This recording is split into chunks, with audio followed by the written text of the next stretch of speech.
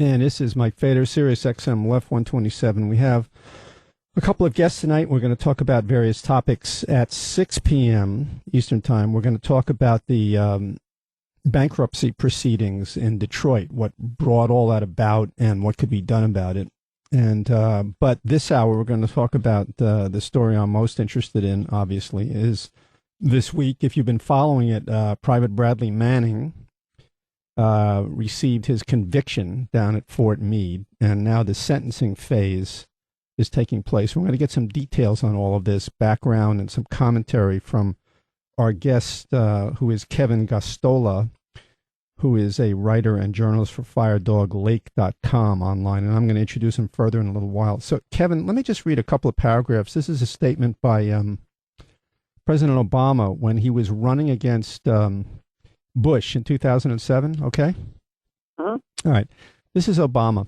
My administration is committed. Oh, this is actually, some of this is after he got elected. My administration is committed to creating an unprecedented level of openness in government.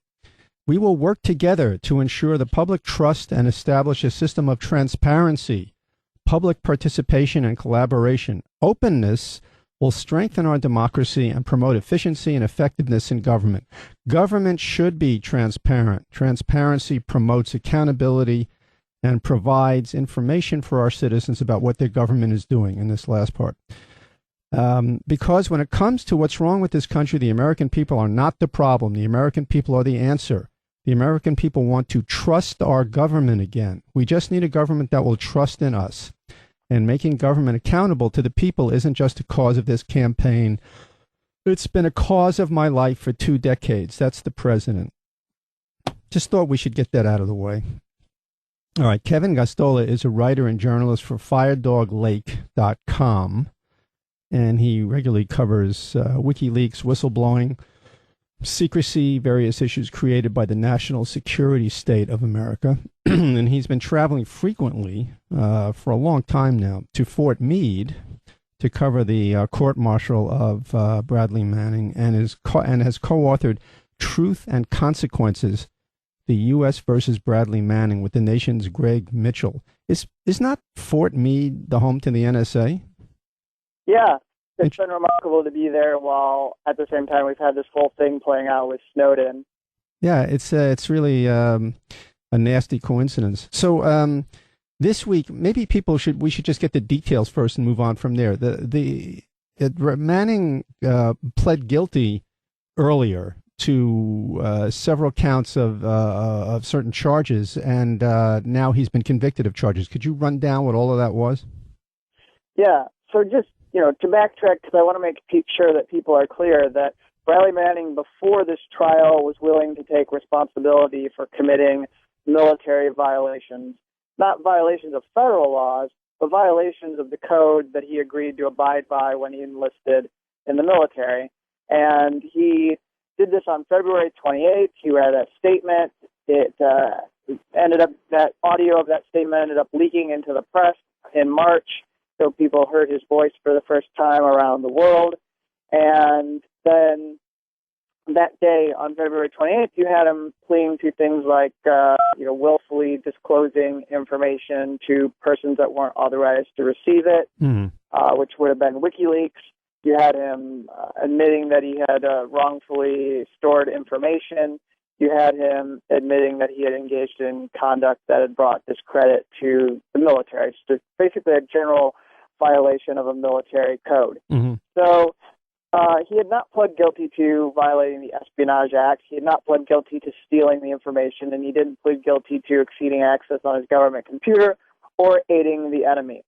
But at that point, the military could have looked at Bradley Manning and said, you pled guilty to these lesser offenses, and he pled guilty to parts of the charges, basically, and he could have been put in prison for up to 20 years. Now, the military said that wasn't good enough.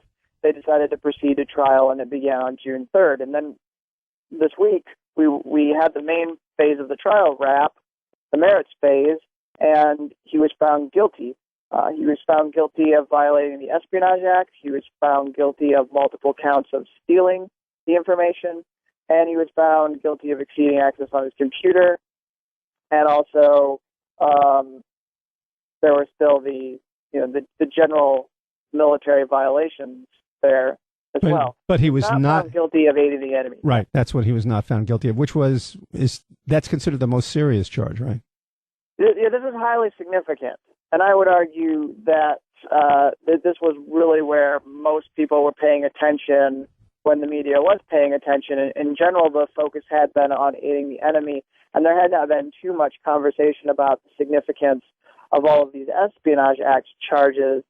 And so, now the Espionage Act charges are serious. Those are 10-year offenses, and the stealing offenses are serious. Those are 10-year maximum punishment with those as well. So they add up. Right now, as you and I are talking, Bradley Manning is sitting somewhere in a cell, realizing that he faces the potential of 136 years in prison after this week. Now, I guess he can be happy he's not convicted of a charge that's just shy of treason, which is aiding the enemy, and that's a maximum punishment with that is life in prison without parole, was what the prosecutors had been pursuing. Though it is a capital offense, they could have gone for the death penalty, but they were never going to do that. Just as a matter of detail, when it comes to sentencing, when people say, or in this case, if he's facing over 130 years in prison, is that if they make the sentences consecutive?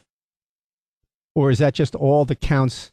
I mean, how does that work, in other words? Because I remember when I was involved with sentencing, because I was a probation officer once, they would have two kinds of sentencing, and they still do in some cases, called consecutive and concurrent. In other words, if you have 5 different things that you're convicted of, they'll run them together rather than run them one after another. Yeah, so his lawyer, whose name is David Coombs, his Right. main civilian defense attorney, is working to get the sentences to be served concurrently by arguing that the military charged him multiple times for the same acts. Mm-hmm. So he's arguing to the judge that what you convicted Bradley Manning of doing, the military charged multiple times, so these offenses should actually, the sentence should be just merged, and he should be able to serve time concurrently, which would reduce that quite a bit from, that probably would bring it well under 100 years, which is, obviously going to be a good thing for Bradley Manning. A good thing? Well under 100 years? When you say that he's 25 years old, he serves 50 or 60 years. That's the rest of his life in prison, right?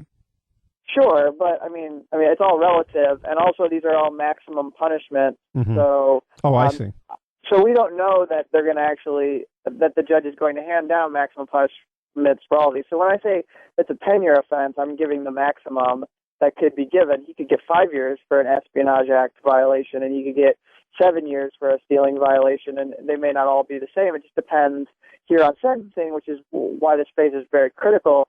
What kind of aggravation evidence is presented? For people unfamiliar with the term, what we're talking about is the government bringing witnesses forward to testify on what they think was actual harm or damage that happened, or in some cases, what the defense is fighting is this speculative information about what could happen in the future and how things are somewhat connected to Bradley Manning's act, but not really. And so we're trying, and right now, as I'm sitting there in proceedings, I don't want to go too far into this, but when I'm sitting in proceedings, we're having these debates about what actually constitutes damage or harm.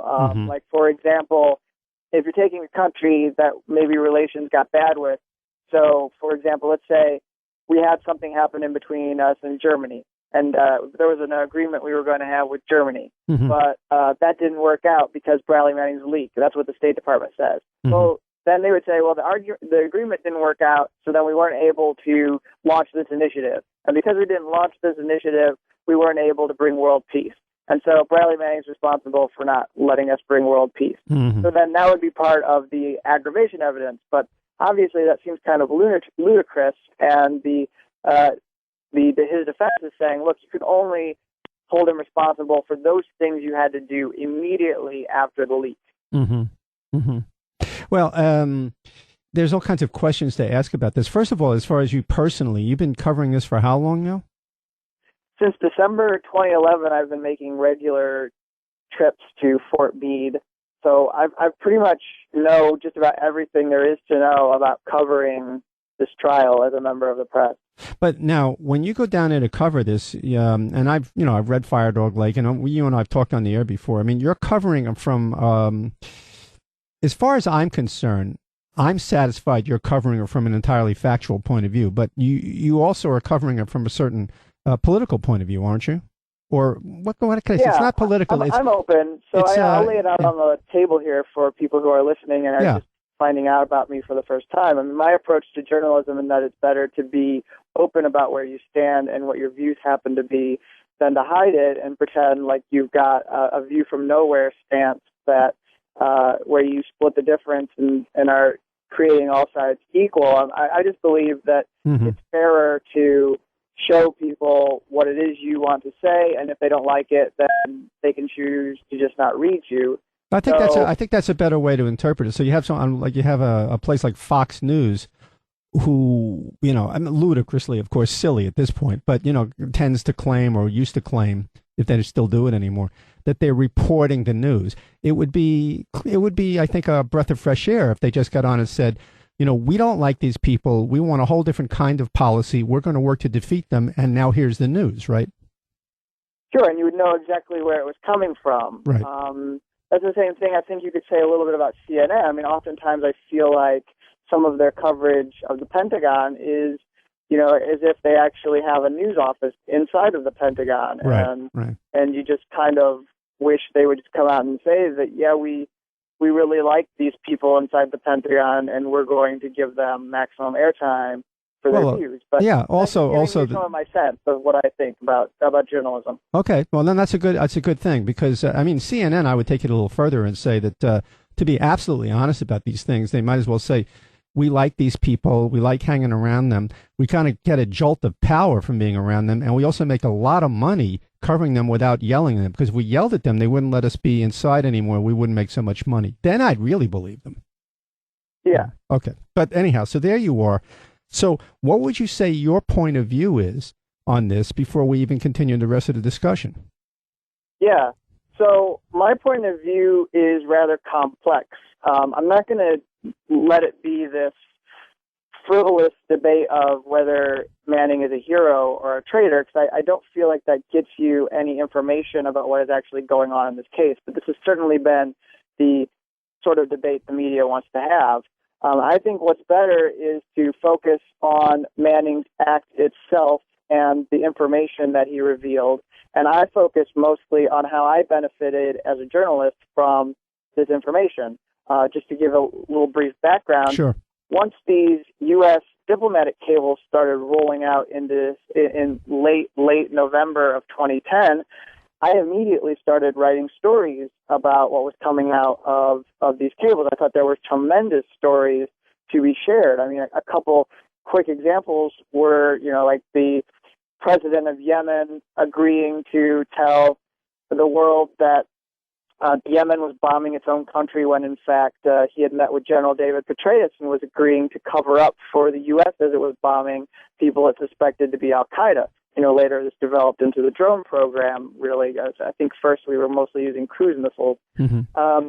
And then, you had other examples of, like, UN being spied upon by U.S. diplomats. You had things that we were learning about how the Bush administration had fought the efforts of Spain and Germany to prosecute Bush administration officials for torture from within their own countries. So these are just a few examples, but as you can tell, these stories I started to cover, and I was writing them up as the cables came out, and I did this for well into the spring. And then in that spring of 2011, I was an intern for The Nation magazine, so I was also following everything that was coming out related to WikiLeaks very closely. I was working with Greg Mitchell, and so I'm covering Bradley Manning mostly as an extension of work I began, saying that if I was going to cover the information and I'm going to admit that there was a risk that this individual took, I owe it to him to continue to cover his story up until the time he enters a jail cell and knows exactly how much time he's going to be sentenced to be there. And even after that, I will probably be covering his story. So this will probably be a lifelong journalism thing that I do. But my view, just on him personally, is that he is a whistleblower. I mean, I don't think it really needs to be about whether he's guilty or not guilty. I mean, I think that he obviously violated military codes, Right. and I don't think that's even a debate that he violated the law. And he doesn't even think it's a debate. He pled guilty to offenses. Mm-hmm. So there's that. But I'm talking about, like, in our perception of him, this is a whistleblower. He revealed abuse, crimes, and illegality and fraud. And I look at Bradley within a larger context. I think any conversation about Bradley can't just be, is he a hero or a traitor? It has to be, well, what about Bradley Manning's place in U.S. society? What about his place within the U.S. military at that time? What about, let's talk about the overclassification of information and how much about national security in our military is kept secret. So basically what you're saying, I think what you're saying before is this, basically, we're not talking about him personally so much, or him as a hero or as a traitor, blah, blah, blah. What we're talking about is what he did and what he represents and what could come out of all this, right? Yeah, I think so. I mean, I'm less focused on him as a person, and I mean, look, I can empathize with what he did. I can see myself being in that position where I was looking at those documents and saw a great opportunity to pass information on to WikiLeaks. I can see myself looking at that same information and being repulsed or bothered by it, and thinking that if I could get it out, I would get it out. I can see that. I can see understanding that was wrong, but making a decision that at the end of the day I was willing to take that on myself, mm-hmm. and whatever repercussions happened. I mean, I also recognize that the larger issue is a lot of people who, you know, are liberals or progressives don't really approve of what Manning did because they think he should have gone to Congress, or he's got proper channels, or he should have followed something under the Military Whistleblower Protection Act, or whatever they say he. But yeah, what do you think about those questions? Well, so, you know, now I'm well aware, because not only have I covered Bradley Manning, but I've covered a lot of other whistleblowers, and you know, in talking to people like NSA whistleblower Thomas Drake, mm-hmm. And who is this individual who basically uncovered or tried to reveal details around a private contractor boondoggle at the NSA, where they were trying to basically pay off SAIC. They were trying to do a $4.5 billion program versus a much less expensive $2 million program that would have been used to check and go over any information coming in for, you know, collecting data on terrorist threats, etc. So he leaked this information, right? Yeah, well, he went to a newspaper and gave them the story about how they had gone for a more expensive program over a program that would have protected constitutional rights. And so, just for his example, wait, did he get a medal for saving the American government money and revealing fraud? No, actually, and that's what I was going to get to, which is that when he was trying to reveal this information to just the Department of Defense Inspector General, and so a lot of people say, you know, Bradley Manning should have gone to an Inspector General, or same with like Snowden. They say Snowden should have gone to an Inspector General. Right. Well, Drake did this, and his name was passed on to the Justice Department for an investigation into him as a possible suspect in a leak. So instead of investigating or initiating, let's say maybe even criminal charges against the fraud that was going on that he revealed, they went after him as a criminal, right?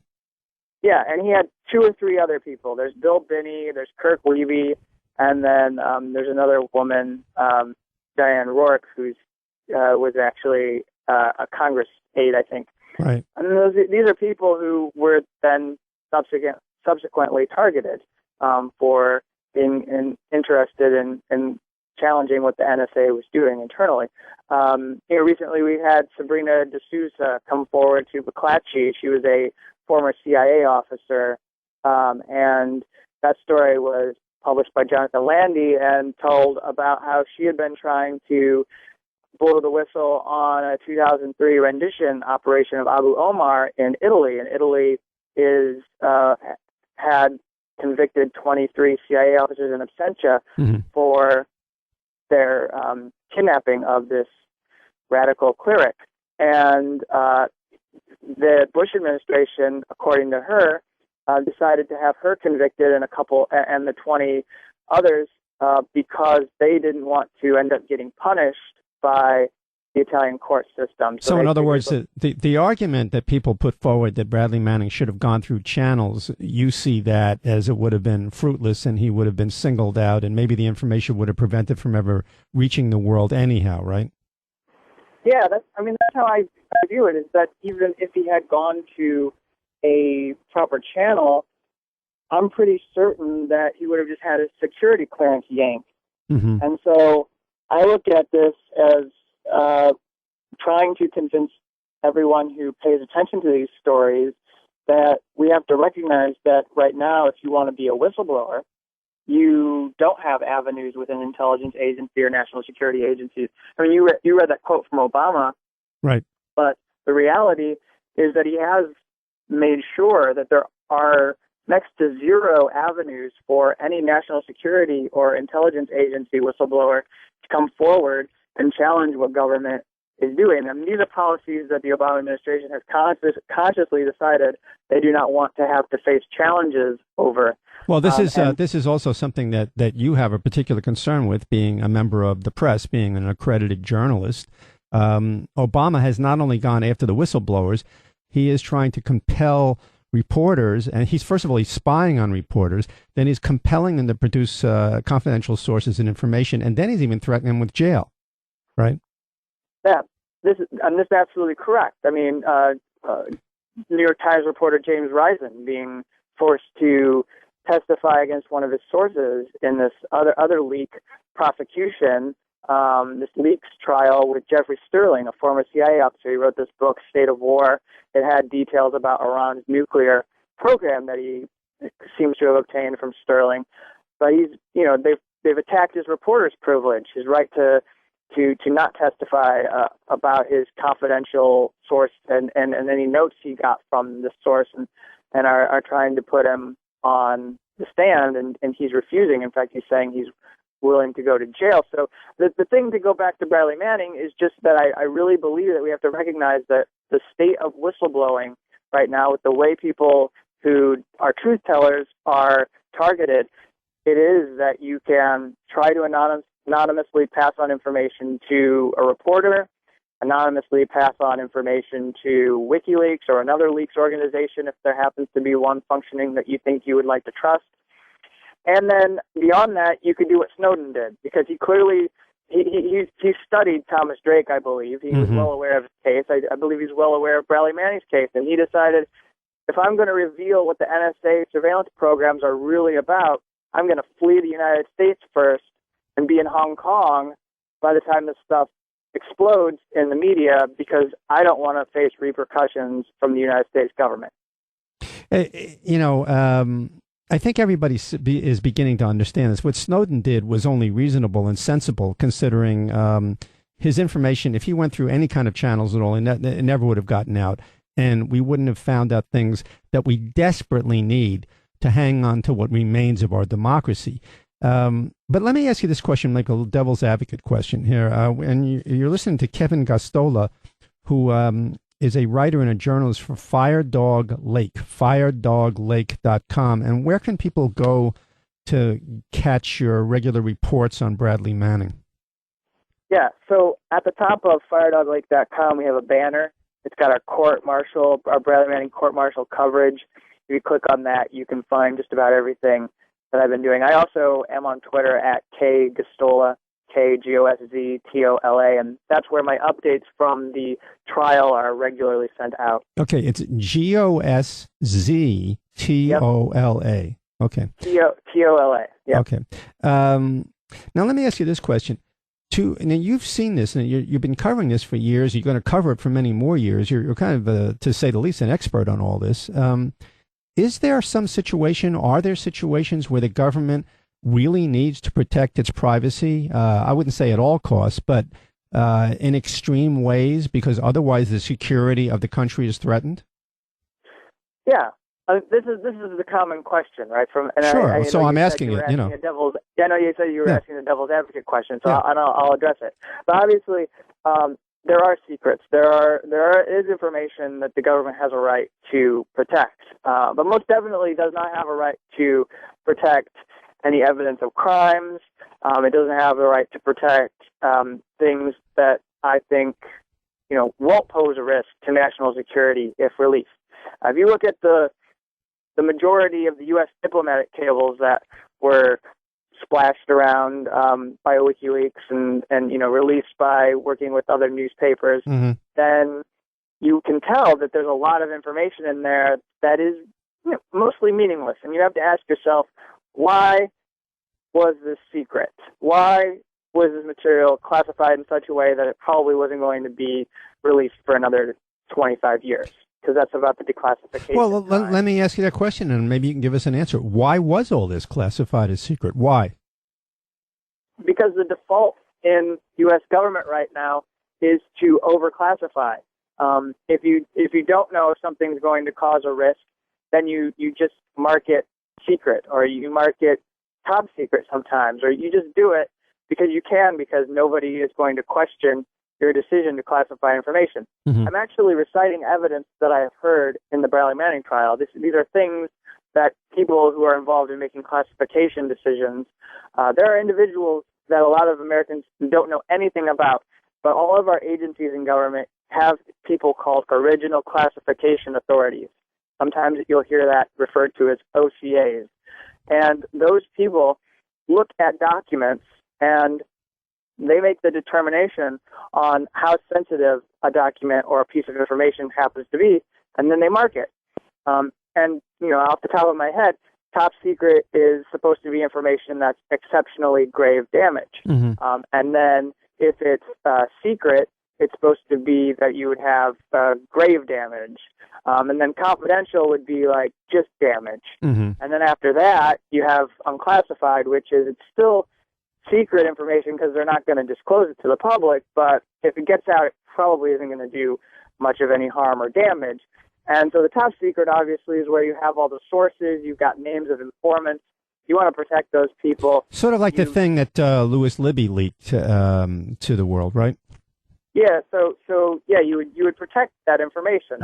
And so, like, this is the thing with Bradley Manning, because a lot of people got upset with him, understandably, if this was true, that there were names of people inside of these war logs, and the allegation was that there were informants that the United States government was working with in Afghanistan against the Taliban and Al-Qaeda and these other terrorist groups, same with like Iraq. So this was something that, and WikiLeaks was being accused of having blood on their hands.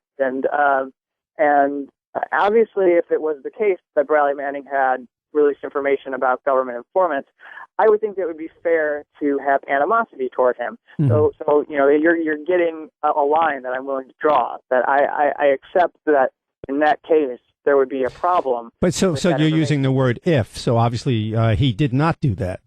Well, I haven't seen evidence. So what it was described to me is that he pulled these, and for people who aren't familiar with what we're talking about here, I'll just backtrack and say he released two sets of military incident report databases, one from Iraq, one from Afghanistan.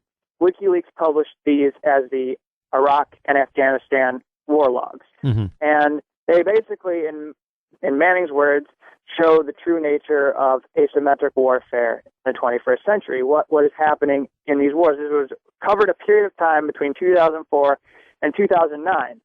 So right there, when I throw those dates out and I tell you that that information was published in 2010, these are already historical documents. So we know that in them, it's unlikely that there would be any troop movements where once a terrorist group got that information, they would immediately be able to attack troop positions, because that information wasn't in those documents.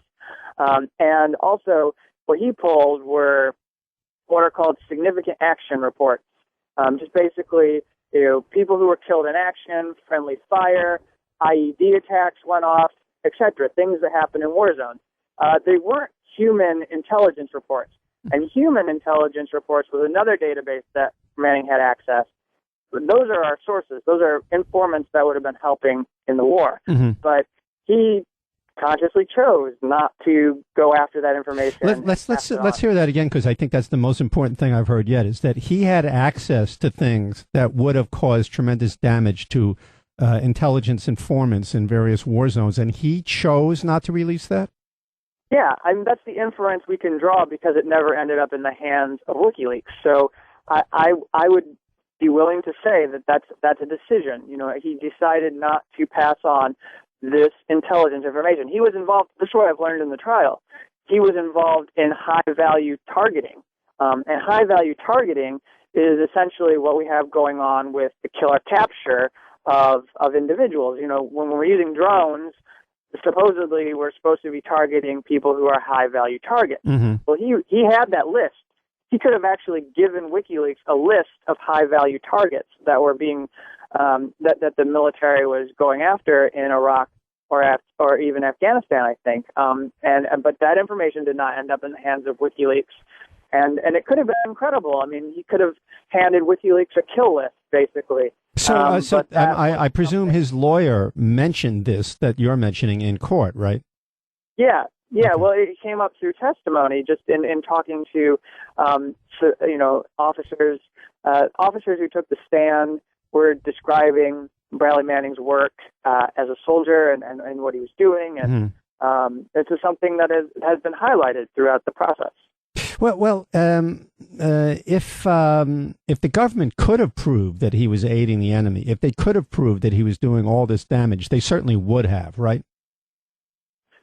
Yeah, I think the problem with the aiding the enemy charge is, well, one, let's just not forget it, because though he's been acquitted, it was still very dangerous that the military ever brought it forward and the judge ever entertained it. Why is that such a leap if he released documents? I mean, why is it such a leap?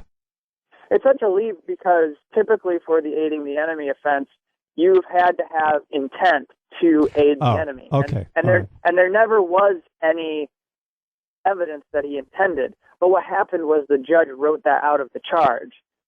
And so it was incorrect. If you talk to military legal experts or just plain constitutional rights lawyers, you would hear from them that it was unconstitutional because all they were requiring the prosecutors to prove, this was the judge, was all they had to show was that Manning had knowledge that by providing information to WikiLeaks, it would pass through WikiLeaks and end up in the hands of an enemy, of Al-Qaeda. Without any intention to deliberately do it. Yeah, without any intention at all. He wasn't using WikiLeaks as a middleman. He was just, that was directly, he was giving it to WikiLeaks. Mm-hmm. But indirectly, they were arguing he knew it was going to get to America's enemies. Well, that's absurd. I mean, indirectly is not the way the law reads. So. Well, he was charged indirectly. He was charged for. Well, he's charged incorrectly then. Yeah. Yeah. So this was important just because what we were talking about here with this charge was that a soldier who were to, perhaps get up in a public briefing session with the military and warn an officer. In this example, it's Donald Rumsfeld. Warn him that their unit doesn't have the right body armor, and they would like to know why they haven't gotten a new supply of equipment lately. Well, now Al-Qaeda somewhere knows that unit doesn't have the right body armor or doesn't have the right protection. Well, that's certainly that's at least intentionally or unintentionally aiding the enemy, right? It could have been under the prosecutor's theory. Right. The way the prosecutors were arguing, it would be, because you knew the enemy would get that information, but you didn't intend to help them. Well, so that's why it's really good that he was acquitted. Well, yeah. Well, I mean, if President Obama announces that we're going to withdraw at a certain time, that's aiding the enemy, right? And under the prosecutor's theory, yeah. Right. It would be hard to find that most information you were given, which could be used as intelligence by Al-Qaeda, wasn't helping them. Let me move on to the. So now what we're entering is, and this is unfamiliar to me. Maybe it's military law or something. But I mean, usually after there's a decision in a federal court, let's say, a conviction rather, the judge or the jury comes back with guilty or not guilty on certain counts. Then the judge has certain clear rules of sentencing that they have to usually abide by. It's not that much latitude. Why is there all this arguing going on for maybe 2 or 3 weeks or more or longer about what the sentencing should be? Is that a military thing? It may be. And I'll say this is the first court-martial that I've covered. Mm-hmm. I don't have much expertise on the difference between the two, other than from my coverage in the past couple of years. But what I think is happening here is that in the military system, you're allowed to put on a sentencing case. So both the government and the defense are bringing witnesses forward to present evidence and influence the judge's decision on the sentence. And I know that I know this difference. I know that between the civilian courts and the military courts, you would typically have a break. You wouldn't go right into sentencing. Right. That's right. Yeah. And in the military, you can start less than 24 hours after the verdict and just go right into sentencing. So during sentencing, though, it seems to me like they're going to be arguing the case all over again, right?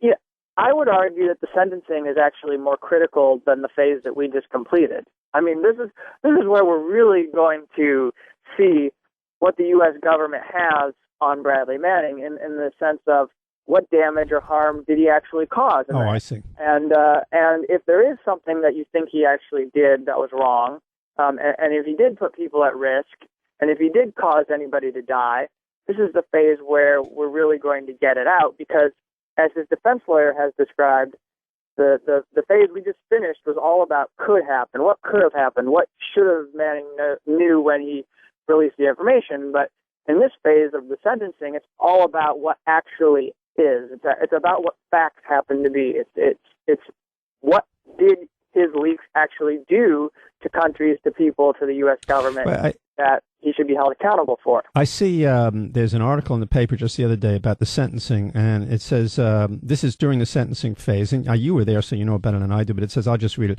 During more than 3 hours of testimony, Robert A. Carr, a retired brigadier general who led a Defense Intelligence Agency task force investigating the leak, described the Pentagon's fears that the revelations would erode trust between nations, which is a silly thing to say, between citizens and leaders, even more silly, and between America, as if it hasn't been completely eroded already, but I'll move on, and between American soldiers and civilians in places like Afghanistan, among others. He said, we were very concerned that folks might choose not to talk to us anymore because the information that came out could be detrimental to their livelihood. And pressed by one of Private Manning's lawyers, Mr. Carr could not cite specific data showing the effect of the leak on the number of foreign civilians and emissaries talking to the United States, although he said he knew of examples. In other words, it was all hearsay and there was no evidence, right? Yeah, that sort of captures the exchange, but I just want to briefly fill in some gaps, which is to say that when Carr was on the stand, what happened was the prosecutor asked him if anybody had been killed as a result of the Afghanistan war logs released. And he said, well, he knew of this one individual. The Taliban had killed an Afghan national, and they had tied him to the war logs release. And then someone from the defense stood up, a council member, and said, we object to that. We don't think that person's name was in the war logs. And then the judge looked at Carr and said, was that person actually named in those war logs? Mm-hmm. And he answered, no. Actually, what happened was the Taliban said that he was in the logs and was just using that as a kind of propaganda against the United States, basically, it seems, or just trying to say that he was, but his name never appeared in those war logs, which then led the judge to say she was going to disregard all testimony, because obviously that has nothing to do with what Bradley Manning did. And so the prosecutors were trying to slip a fast one by the judge because they have no evidence. Well, it's the same as saying that SEAL Team 6 found evidence that that Osama bin Laden knew about WikiLeaks, so that proves it all. Yeah. Yes, that was the initial travesty in this. It's look, one of the things that David Coombs said, which I think really captures that's Manning's lead lawyer. So. Yes, correct. His defense attorney, his civilian defense attorney, said, "With many of the ills of the world have been laid at my client's feet, but obviously things are more complex. So what I'm saying is a lot of these diplomatic issues, the issues that militaries have with other countries, any sort of friction in NATO, those things are being brought in speculatively as things that resulted from the leaks when, they don't have a clear way to explain that they're directly related, but they're using Manning as an opportunity. Well, even more to the point is that if you keep traveling along that road, not only can you not relate him to those things, but in fact, this is all part of what to me is one of the worst things that's going on is somebody exposes war crimes or Snowden exposes governmental violations of the Constitution in a level that people found unimaginable. And who do they go after? Not the people who are tearing up the Constitution or committing the war crimes, but the people who are turning the people in who are doing that, the people who are blowing the whistle on them. That's what the larger bad point of all this is. Yeah, I think so. I mean, one of the things I've said multiple times throughout the course of this court-martial is that now in our justice system, especially the military justice system, where you would prosecute these kind of crimes, is war criminals, people who kill and massacre civilians in the military, are not put on trial. They're not held accountable, or if they are, they get a slap on the wrist and maybe serve, a few days in prison. But if you expose war crimes, you're more likely to go to jail for 18 years, 20 years, a long period of time. And that's the case, it seems, with Bradley Manning, because as I sit there and I watch this military court and I watch the judge try to process this information, one of the most memorable moments in this trial so far for me was hearing Manning's lawyer, David Coombs, stand there during closing argument and give his own commentary for collateral murder, this video of the 2007 Apache helicopter attack, which is probably one of Manning's most known releases, if not the most known release by Bradley Manning. The first one we really started to get to know, WikiLeaks. Because, so those people, the whole world basically, and I did too, saw those people basically committing cold-blooded murder. Have they been tried and sentenced? According to the military, they were following rules of engagement. But what I have to say is, from watching that video, you really start to see what the perverted nature of rules of engagement can be. Because as his lawyer, David Coombs, was describing, you see a person wounded on the sidewalk, crawling, and you hear these soldiers begging for him to pick up the weapon. Because if he picks up the weapon, then they would have grounds to engage him and fire on him. So they're begging really sadistically, pick up the weapon so they can fire. And then this van pulls up with children inside, and they try to rescue people who have been wounded. And this is the same video that Reuters journalists were killed in because their camera was supposedly looked like a weapon, which is kind of crazy on its own. But this van pulls up, and then they're begging for the order from their superior officer to shoot and fire on this van, and the order couldn't come quick enough as far as they are concerned, and you can hear it in their voice.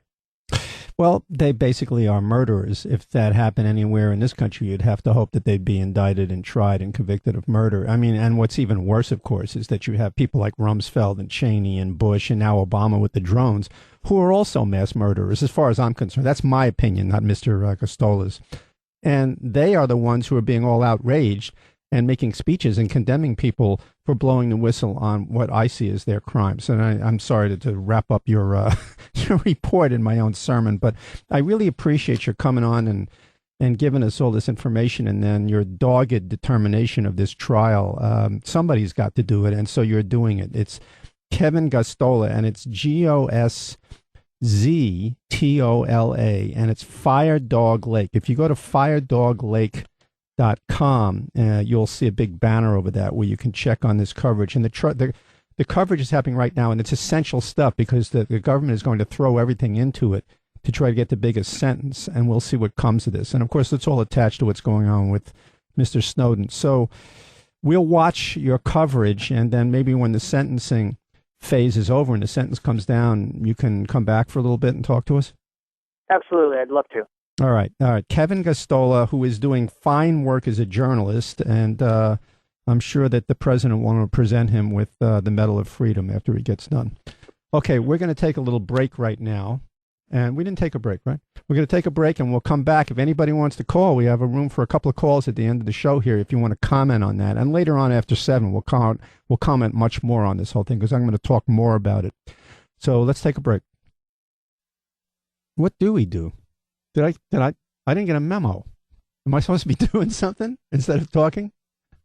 I should get a memo. I'll ask for the memo, a list of things to do. All right, so you heard this guy, Keven Goztola, who was just on here, is the main reporter of all the journalists that have covered this off and on, and other people have gone in to write books, and other people who have covered it semi-regularly. This guy has been the main bulldog covering journalist for this trial, and will be for the sentencing phase the entire time, and he'll probably do follow-ups on it too. So he's the guy you really want to find out. And he told you where he stands on this issue, and he's intelligent. He's got a point of view. And I think it's a valuable thing he told us just there. It's always good for people to know, to tell you where they stand politically and even personally. You should know who you're listening to and what their point of view is before they report to you what they say the news is. I think that's an extremely valuable thing he said. And that we, this is not a news show. This is a commentary show here. And you all know where I stand on things. And if you don't know, I usually make it very clear. Sometimes, overabundantly clear. And then I'll tell you or talk to an expert who has the facts on it. But the filter that it's coming through. That's something you should always demand when you're getting your news and information from people. Do we have a call here? Charles from Illinois. Go ahead. You're on the air. Yeah, well, I'd like to thank you and Keven. I'm sorry, I can't pronounce his last name. It's a hard one. Goztola. Yeah, Goztola. I just went to their website and donated $25. Oh, great. Because they need the money, because they use the money directly to give to him for transportation and food and lodging down there. I don't think you're going to get this information anywhere else, and thanks for broadcasting it, because otherwise people wouldn't even know. Yeah, it's all nuts and bolts. This is real stuff going on here. This is not CBS or NBC where people get $4 million just to act like parrots for the Defense Department. This guy, when you go to Fire Dog Lake, you should give them money because they use it to pay him to stay at a motel and to take buses back and forth, or trains rather, back and forth to Fort Meade, and for his daily food. And we're not talking about, pheasant under glass or whatever Wolf Blitzer eats. This is the real deal here. He's not making $1 billion a year. I know That's right. That's right. So you can actually contribute to the kind of reporting that you get to hear here. So it's a really involved people process, I think. And it gives me a little hope that there's, I could tell he's kind of a young fellow. It gives hope that maybe there is a future. It's true. It's a good thing you bring that up because, sometimes, maybe it's just a bunch of old geezers' point of view, but sometimes it seems you talk to younger people and they don't seem to be as interested in politics as people once were at that age. Right. Yeah. Anyhow, so great. I'm glad you did that. I mean, and I did. I also contributed money to him to do this coverage because otherwise we would never hear what's really going on. All right, thanks for calling. Okay, thank you. Okay, thanks. Let's hear what President Obama, when he was running in 2007 against the Bush administration, war machine, or whatever it is that he was running against there, whatever you call the Bush administration, he had this to say. This is what the president had to say. To seize this moment, we have to use technology to open up our democracy. It's no coincidence that one of the most secretive administrations in our history has favored special interests and pursued policies that could not stand up to the sunlight. As president, I'm going to change that. We will put government data online in universally accessible formats. I'll let citizens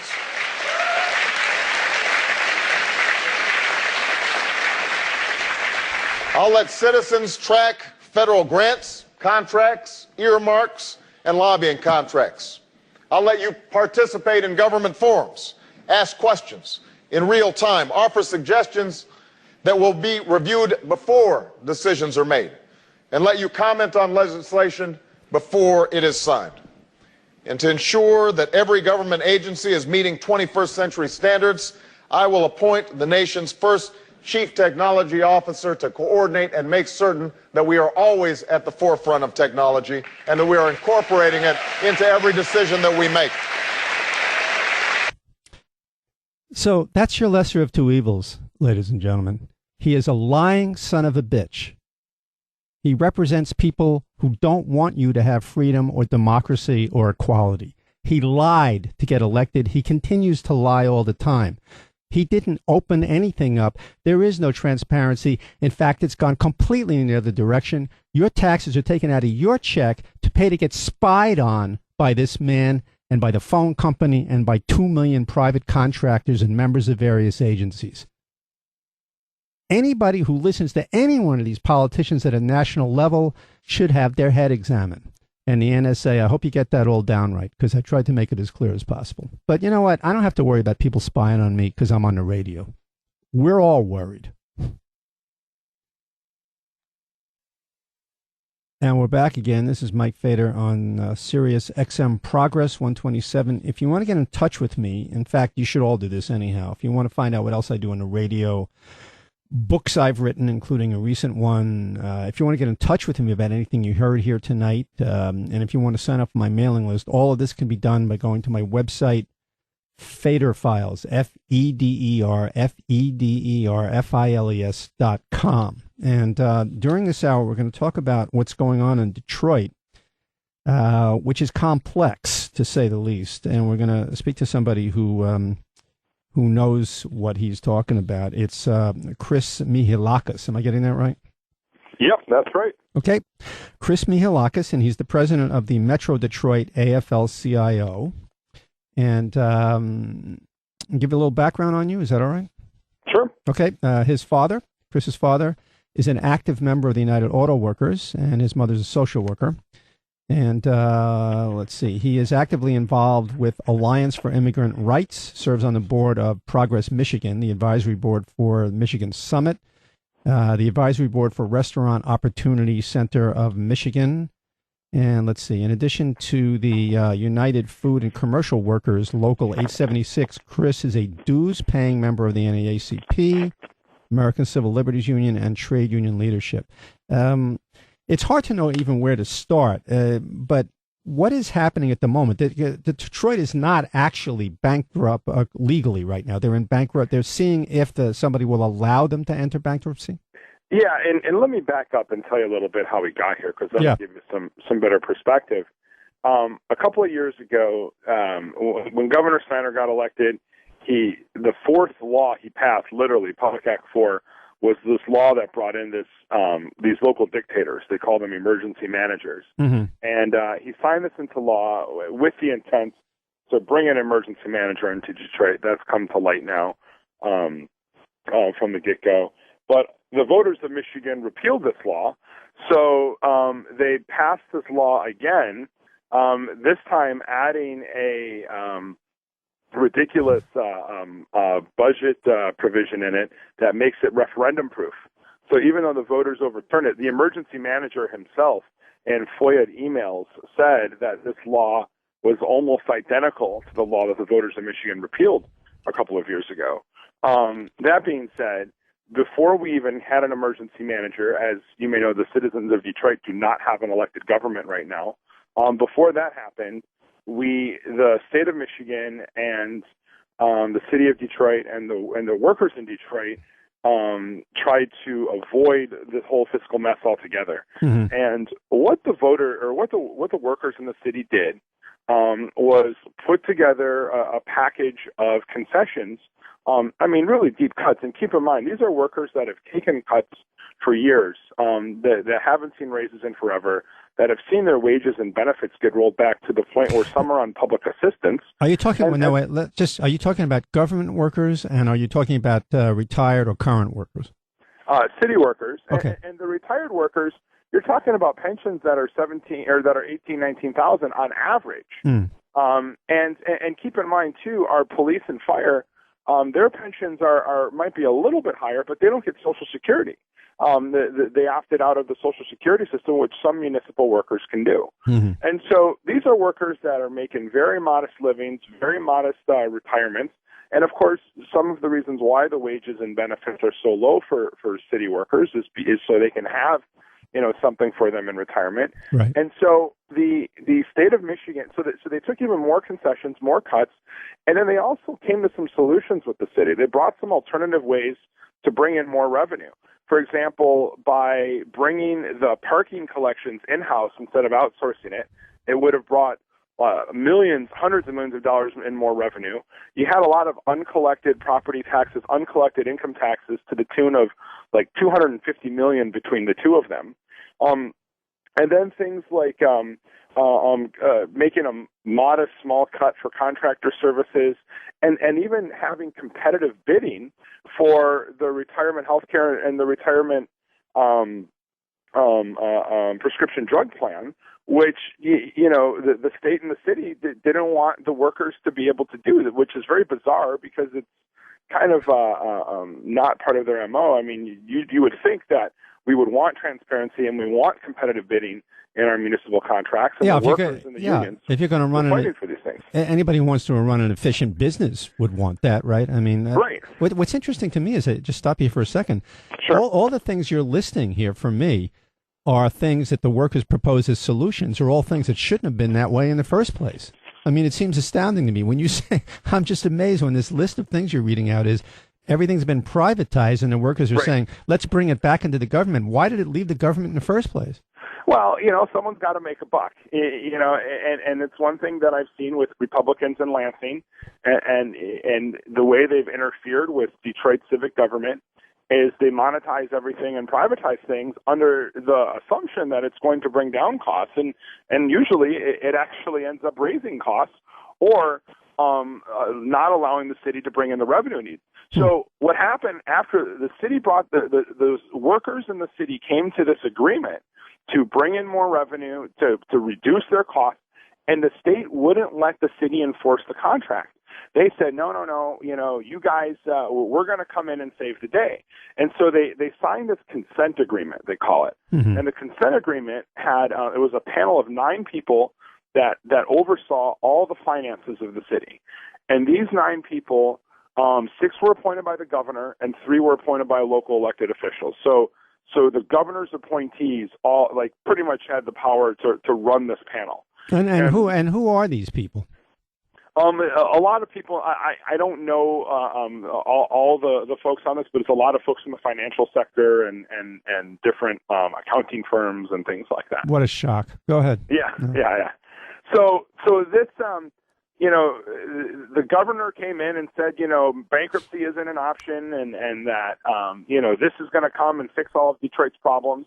Well, then we come to find out he's actively recruiting Kevin Orr, who's a bankruptcy attorney, to be the emergency manager before he's even declared a financial emergency in the city of Detroit. So this was all pre-planned. So this consent deal that was supposed to fix the problem was destined to fail from the get-go, despite the fact that the city and its workers had a plan to put us on the path to prosperity and to avoid bankruptcy altogether.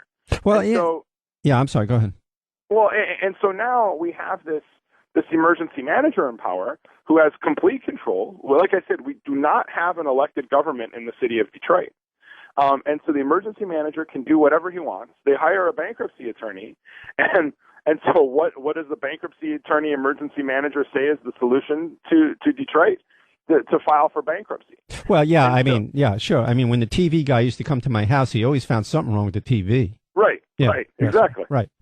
Yeah, it's like people say when you go to the chiropractor, they'll say, we can solve everything with chiropractic care. Yeah, and when did you ever go to some place where they said, there's nothing wrong here?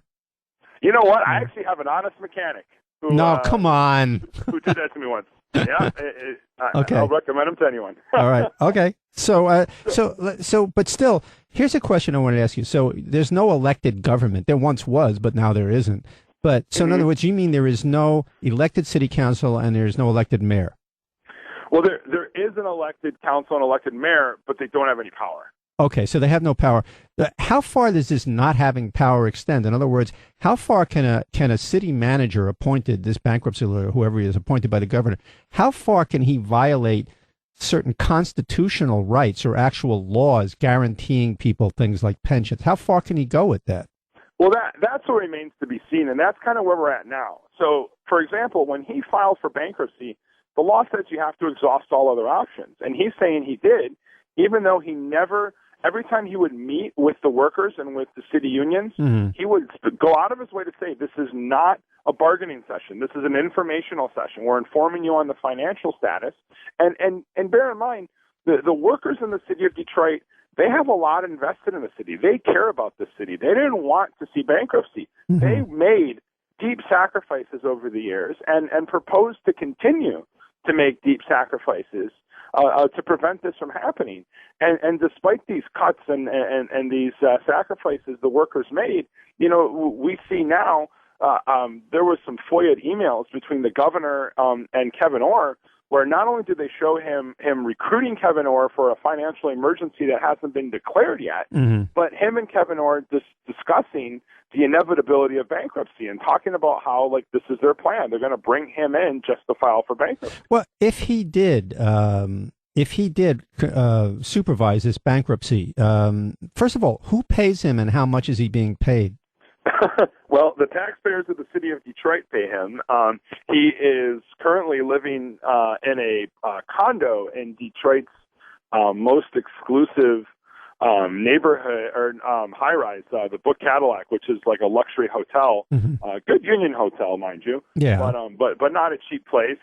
And his room service bills, we're seeing $1,000 bills that are paid for by the citizens of Detroit, where one of his meals can feed hundreds, if not thousands, of people in the city 5 times over. And so he's living pretty high on the hog right now. Does he have a staff? Oh yeah, he's got a staff, and I don't have the exact numbers, but we were looking at the expenses. So a lot of workers in the city have been FOIAing the expenses incurred by the financial manager, and they're sending us these expense reports or these memos with a lot of the expenses blacked out. No kidding, really? Wow. Yeah. The lack of fiscal transparency is part of what, got Detroit in this mess to begin with, and now they even show us what they're spending money on. So go ahead, yeah.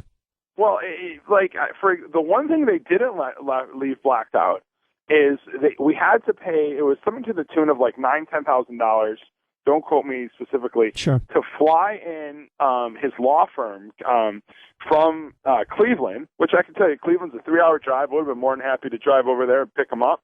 But yeah. we had to fly them on a private jet. It was $9,000-$10,000 to fly a couple people in. Then we spent $2,000 to get them from the airport to City Hall. What? Why? What? How did that cost? I have no idea.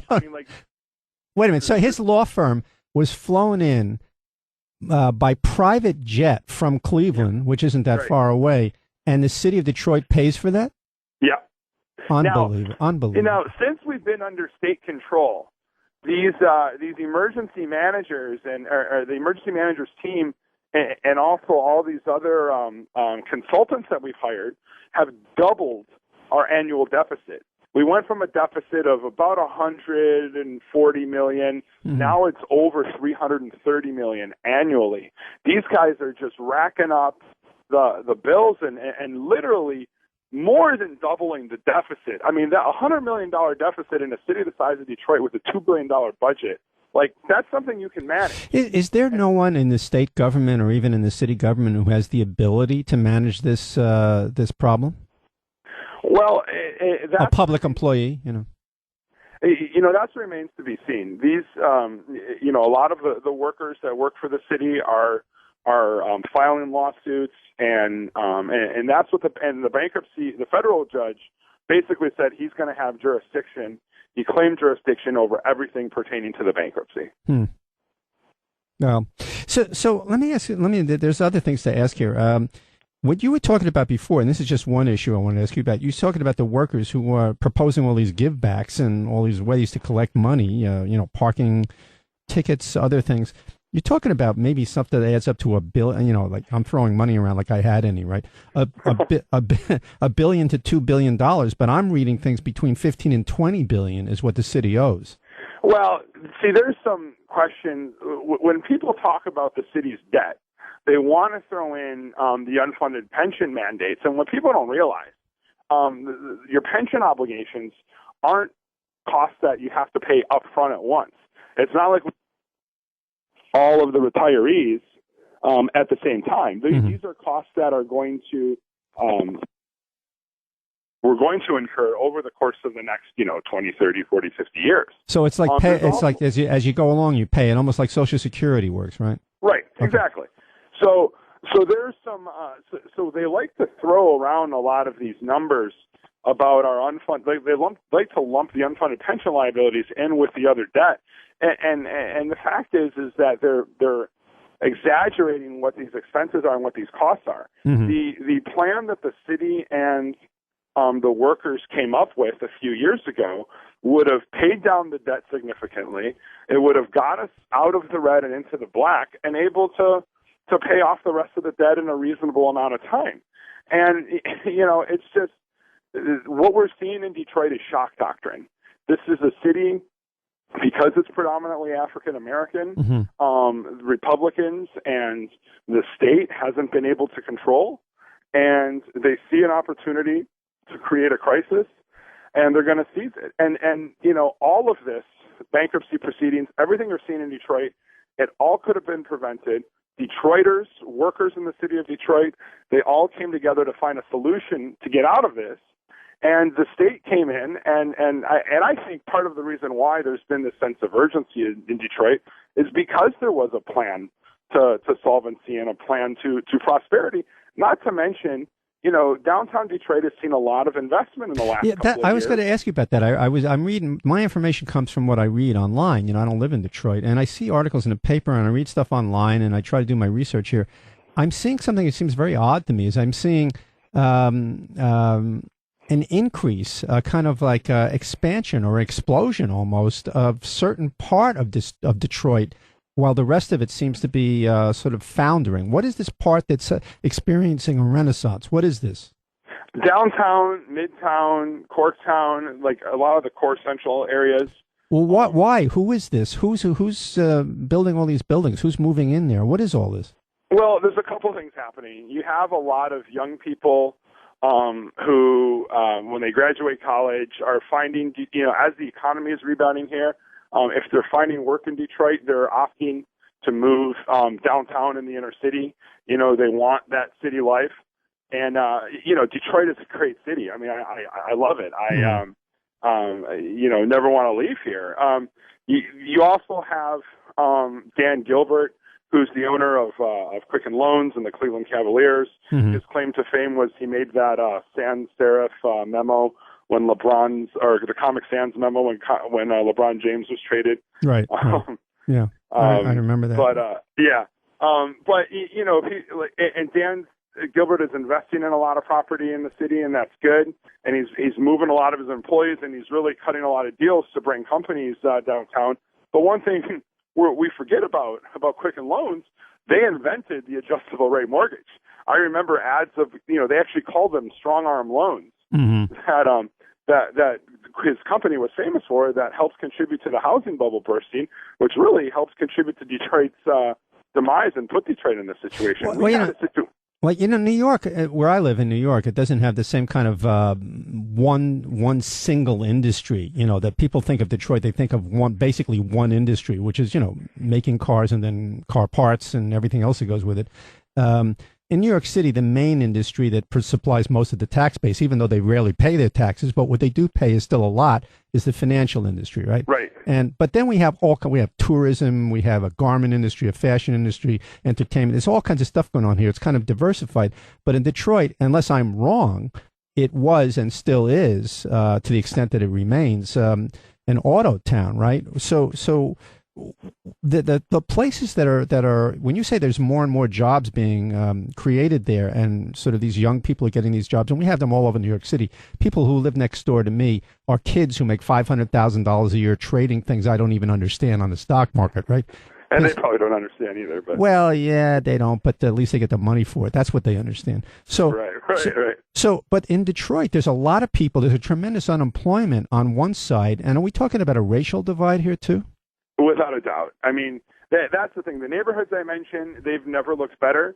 When you go deeper into the outer neighborhoods, the predominantly African-American neighborhoods, the neighborhoods where over 80% of Detroiters actually live, it's a different story. You're seeing just massive disinvestment and just a lot of neglect from the city. You do have some corporate underwriters trying to put a little bit of money into the neighborhoods. But, for years, what happened when the housing market bubble bursted, you couldn't even get any loans to move in the inner city. It was hard enough in the suburbs, but forget Detroit. So Detroit had a situation now where no one was getting a mortgage for moving into Detroit. And a lot, especially like the northwest side or the far east side, you had a lot of these neighborhoods that were really nice, middle class, upper middle class African American neighborhoods, where all of a sudden no one could buy in and move and buy these homes. So you had people buying houses for $500. Well, what happens to your property tax? The tax base of the city bottomed out, which is a really big reason why we ended up in this situation why we had this financial trouble. And another thing has to do with some meddling Wall Street did in Detroit. When Mayor Kilpatrick was running things here, we all know what happened to him. Right. It was around the time where we saw municipal bonding deregulation, and it allowed cities and allowed mayors like Kwame to pass what are called municipal float bonds, which are bonds not for improving infrastructure, which, when you pass those types of bonds and you improve your infrastructure, it increases your tax base, makes it easier to pay it off. But these are bonds to just plug holes in the budget.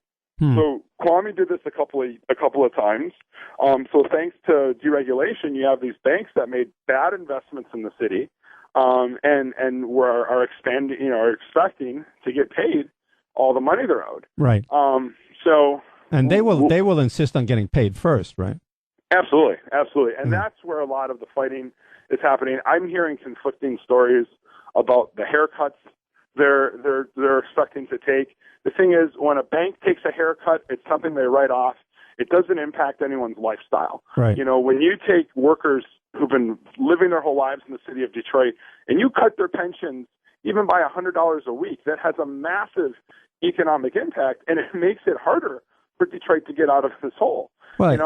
If pensioners are getting less money, that's hurting our tax base. It's lowering our property taxes. It means less money circulating in the local economy. Whereas, no offense to you out in New York, but when Wall Street... Oh, feel free. It's all right with me. I don't mind. I hate Manhattan, But, the thing is like when the Manhattan banks and the Wall Street banks have to take a cut, they don't feel the pain. Like, I don't think anyone in Wall Street's going to lose any sleep because they have to take a haircut on the bad investments they made in Detroit. No, you're talking about going down from $8 billion profit in a quarter to $7 billion in a quarter. It's not a big deal.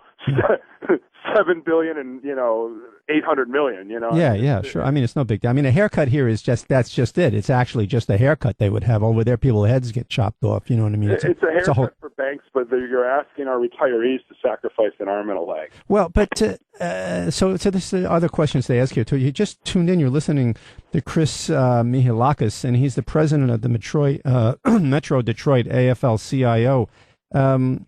As far as the pensions go, we've seen this happen in other places. Jefferson County, was it in Alabama, and other places, and there was a city in California. Is it San Diego? I forget which one it was. Some city where people's pensions, and certainly there's a place in Alabama. We all read about this. It was shocking to a lot of people, where police and fire and people who've been working 40, 50 years for the county, and suddenly they have no pensions at all, let alone some pensions. How is it possible? Aren't there some federal laws or some laws in place that prevent pensions from being in any way adjusted downward? Isn't there some basic protections left over from the New Deal? Yeah, there are, and I don't know how federal bankruptcy judges are going to interpret them. I'll tell you one thing, though, in Michigan, our Constitution guarantees those pensions. Mm-hmm. And so, despite the fact that the law in Michigan says you have to pay what you promise in your collective bargaining agreements, it's pretty cut and dry, and it's pretty, it's right there in the Constitution. So how could they violate that? How can they override that to cut people's pensions? Can they? Well, they haven't violated it yet. The federal bankruptcy judge that decided to take over this case, he said he's going to take that into consideration. It remains to be seen, how he's going to take that into consideration and how it's going to play out in courts. And that's why, we've had a lot of actions in the courthouse, and we've been getting a lot of support from the community, even folks that don't have any pensioners in their constituencies or their congregations have been showing up to support the folks at the courthouse and really support our pensioners. What do the people outside of Detroit think about what's going on in Detroit? Do you have sympathy from other people, other parts of Michigan? Really, I wonder about that sometimes. Here's, in Metro Detroit, oddly enough, I've heard, and I didn't see this poll myself, I heard that Snyder's approval ratings have gone up over this because there's this perception in Metro, in the suburbs, that, the quote-unquote, those people in Detroit can't handle their finances. I've heard so many people say Detroit's been broke for 50 years, which, my definition of broke means you don't have any money. Mm-hmm. Detroit's had money, and it's declined. Its revenue has declined a great deal. Its population has declined. Its demand for services has remained pretty steady. And despite all that, they've made a lot of tough decisions and tough cuts. We've never been in bankruptcy. Mm-hmm. We've always had some sort of, you may have a deficit here and there, which is why Kwame issued the float bond many years ago, and what got us into this mess. But is he in jail right now? Been broke. He's in jail. Is he in jail right now or what? Yeah, he's in jail. Yeah. Kwame, and that's the other thing too, is when you look at how Detroit got here, Kwame he did some shady things. He was not a good mayor. He went to jail. There were some issues with representation and we wanted to modernize our city government. So a couple of years ago, the voters in the city of Detroit adopted a new charter. The Detroiters, and I should preface by saying I don't live in Detroit. I live in Dearborn Heights, just outside the city. Mm-hmm. But Detroiters have really taken a lot of responsibility in the last few years. And they've righted their wrongs. They rewrote their city charter to be more modern, to reflect some of the modern realities. And the state, I think, got scared, and now we see a power grab.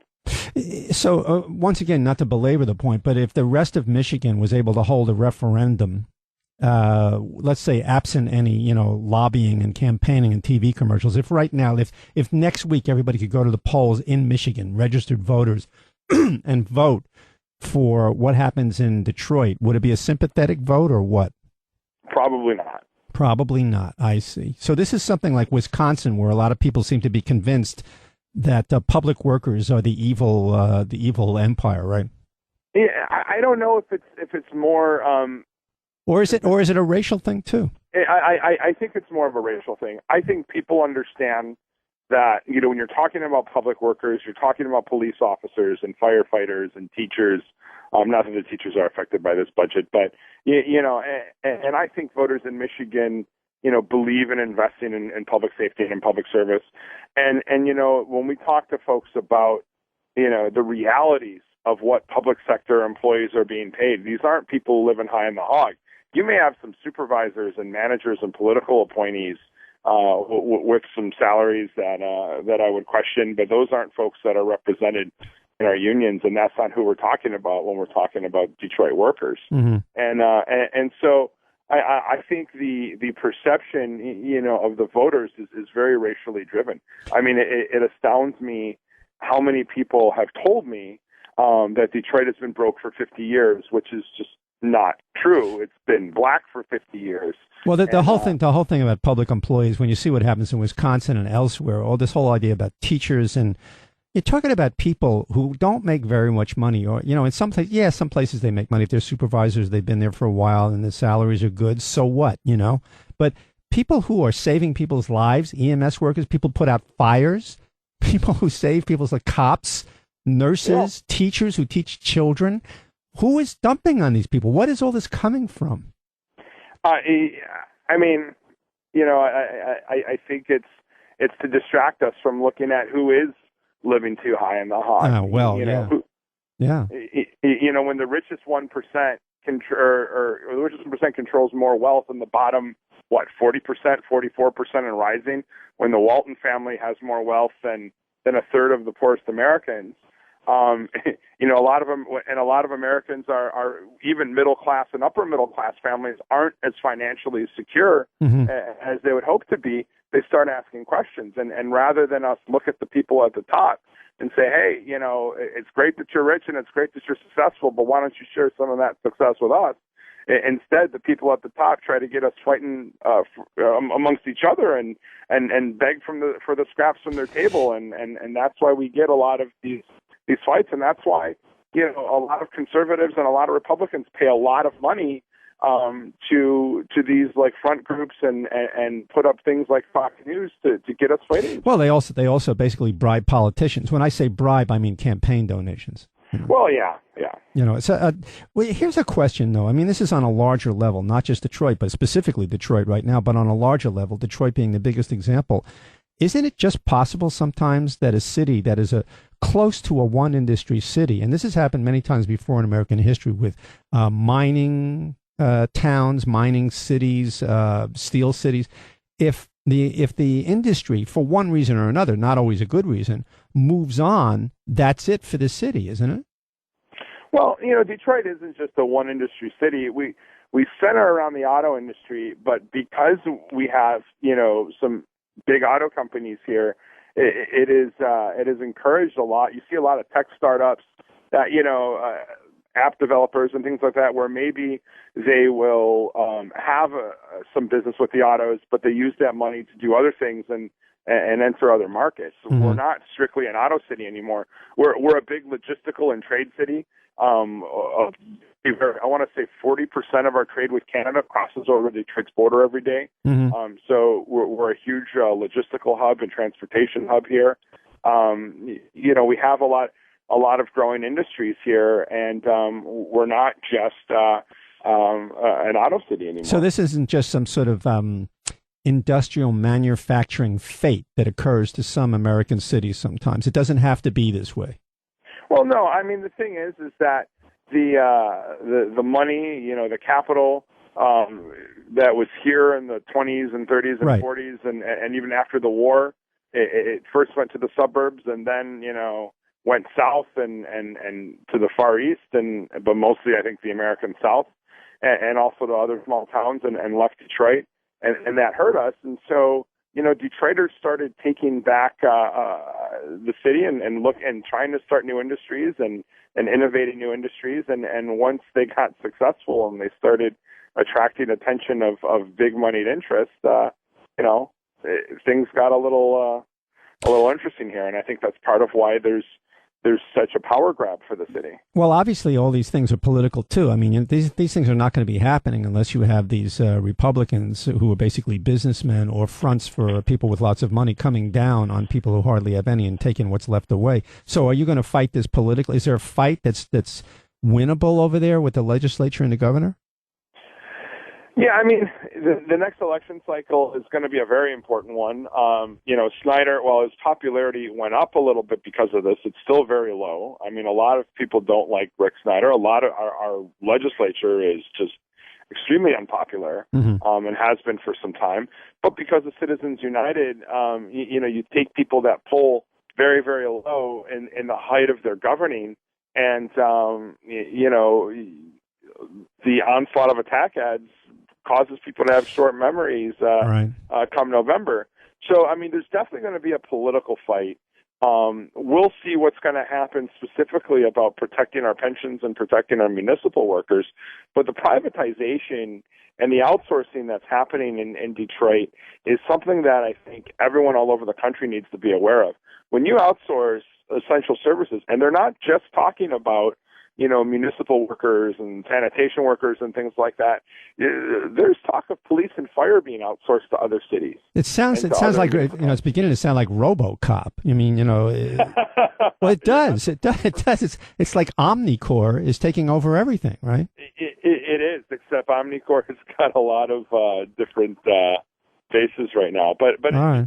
Ironically, it is. That is kind of the plan. Maybe not as centralized, but well, the movies like that. I'm always interested in movies like that because they're done. Sometimes these European made that movie. Europeans who are sometimes more politically savvy, and definitely more liberal to the left, will make a movie like that. A kind of almost anti-capitalist movie, which is what RoboCop is, if you look at it that way. And basically, the first one, I don't know about the other ones. The first. Well, the other ones are, just ways to stamp money out of a money-making machine. Right. But the first one, I'm interested in stuff like that because, obviously, it's just a movie. But on the other hand, these things sometimes can be prophetic, and they are political statements of what is coming in the future. I mean, they're predictive in many ways, and you see that. If people are not familiar with this movie, it's when a gigantic weapons and military corporation takes over the Detroit police force. So, but to clean up a mess that they themselves created so they could take over the Detroit police force. So, anyhow. Take, for example, Roger Penske. He donated a bunch of police cars and ambulances and fire trucks, et cetera, which is great. I mean, something Detroit desperately needed. What you didn't hear in the story is how he ed us money and how he has a contract to maintain those vehicles. It was all in his self-interest. And, there are times where whether it's Dan Gilbert or the Penskes or, where these types of businessmen, their self-interest may coincide with that of many other Detroiters, and it's great when that happens. Mm-hmm. But, they want to put these people on a pedestal, and we got to stop and realize, these folks are making business decisions. It's not out of the kindness of their heart that they're investing in the city. Last question. I'm sorry, I kept you on a long time. Sure. Chris Michalakis, and he is the president of the Metro Detroit AFL-CIO. Is there a website where people can go to get information about this, or maybe participate in on the right side of things? Sure. METDETAFLCIO.org. Well, that's a little tough. Yeah, but Yeah, METDET. All right, so I'll read it again. METDET. AFL-CIO.org, and that's where people can go. All right. Well, you know what? I think I will let you go on this, but people should pay attention to what's going on here, because when something like that happens to a place like Detroit, it's going to start happening like dominoes in cities all over the country, and it has been happening. But Detroit is the biggest example yet. This is like a tremendous test going on here for a lot of American cities, what's happening there. And I know a lot of people are watching this, including, I understand, the bond in New York City, once again, the big bad New York City, which it actually is in some ways, sadly. The big bad bond industry is watching. The whole municipal bond industry is very closely watching what happens in Detroit. Like, who gets paid back first? Rich people or people who have municipal bonds in other places entirely, maybe Saudi Arabia or New York or something. Right. Or people who actually were cops in Detroit. Right. So... anyhow. Absolutely. All right. Listen, thanks for coming on. My pleasure. Thanks for having me. Yeah, and good luck out there. I guess you'll be back from time to time, I hope, so we can keep tabs on what's going on. Sounds good. I appreciate that. I'd love to. Okay, Chris. Thank you. All right. Thank you. All right. That's it. We're going to go to a break, and this is a big test. This is a big test what's going on here in Detroit. It's a city, and you may say there may be something to be said for the fact that sometimes industry or manufacturing or maybe resources or minerals that supported a certain city, maybe a kind of product that was very big at one time but is not so big anymore, maybe it moves on. It goes to a different place. Maybe a product is abandoned. People don't use it so much anymore. Then this city retracts. It has to re-find itself. It has to retrench, or maybe it just gets wiped off the map. There was some mining towns, and some of them very big, boom towns almost, out west and some other places, and originally way back in Pennsylvania, that basically just fell apart and disappeared and became hulks or ghettos for decades and decades thereafter, for hundreds of years thereafter. So is this true, or is it also the same old capitalistic con game, the shell game, where they just transport jobs overseas and eviscerate the human life of a city, the blood and the brains of a city? They just kill it, turn it into a corpse, because they're making more profit by shipping jobs to places where people make $5 a day. It's a complicated issue, and I'd be interested in your calls on this if you want to talk about this, because this affects all of us, and this is going to happen from one city to another, all this privatization. We'll take a break, and we'll come back. We'll go straight to your calls. Thank you. I think we should have a radio station where nobody does anything at all. They just talk. Am I going to get in trouble? I should stop to tell you. All right, I'm going to get in trouble. It's called a radio station. All right. Just one or two things let me throw into here. There's a couple of really good essays about what's going on in Detroit. One of them is by a guy named Juan Cole, C-O-L-E. And he's talking about the way things change in a society. Mechanization, and more particularly robotization. In other words, when robots were introduced into the assembly line, and when robots are introduced anywhere in any kind of manufacturing process, sometimes even in service industries these days, it puts millions of people out of work on state and even national levels and country levels. Robotization. I mean, it's a simple, cheap way for manufacturers, for owners of corporations that manufacture things like cars and other objects, toasters, I don't know what, step ladders, a million things. You don't need people so much anymore. So what do we do with these people? Where do they go? How do they eat? How do they live? You know, that kind of thing. And so these are real issues in the world. I mean, we have to reaccommodate ourselves. And basically what we're looking at here is abandoning capitalism. I know it's a big leap, and I'm not going to make the logical progression, but if people are put out of work, if we have a handful of people who have all the money and a lot of people who have none, because basically they're stealing it and not paying their taxes, which is one way to put it. If you have that, if you have the enduring racial divide and racism of America, if you have this robotization, which puts people out of work, whether people like it or not, there are whole cities, piers and docks in cities like Baltimore and other places where tens of thousands of vibrant, good-paying union jobs disappeared because the loading and the unloading of ships and the container ships were turned into a robot process, and it just put everybody out of work. Should we not have these machines? Should we not have any kind of mechanical progress? What do you do with people when they get put out of work? Do you just drop them into the ocean or just let them die? Do you retrain them? What do we do with our fellow human beings? All right, who do we have? Douglas in Virginia, you're on. Hi, thanks, Mike. I'm a longtime listener. I call in once in a while, and we usually argue. That's all right. I'm not going to argue with you tonight, no matter what. Go ahead. I appreciate that, bud, because I agree with you tonight about the NSA, but I wanted to have a dialogue with you about it because I find your position somewhat peculiar. Mm-hmm. Now, I am a. Oh wait, you know what? Hold it.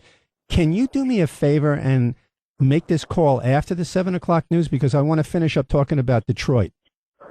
Oh, yeah, absolutely. I can call you right back after 7. Call me back after 7, and we will put you on, even if it's like a little of a queue you'll be in, and we can have at it. All right? Okay, I'll call you back after 7 after the break. Thank you, sir. Sure. Okay. What do we have?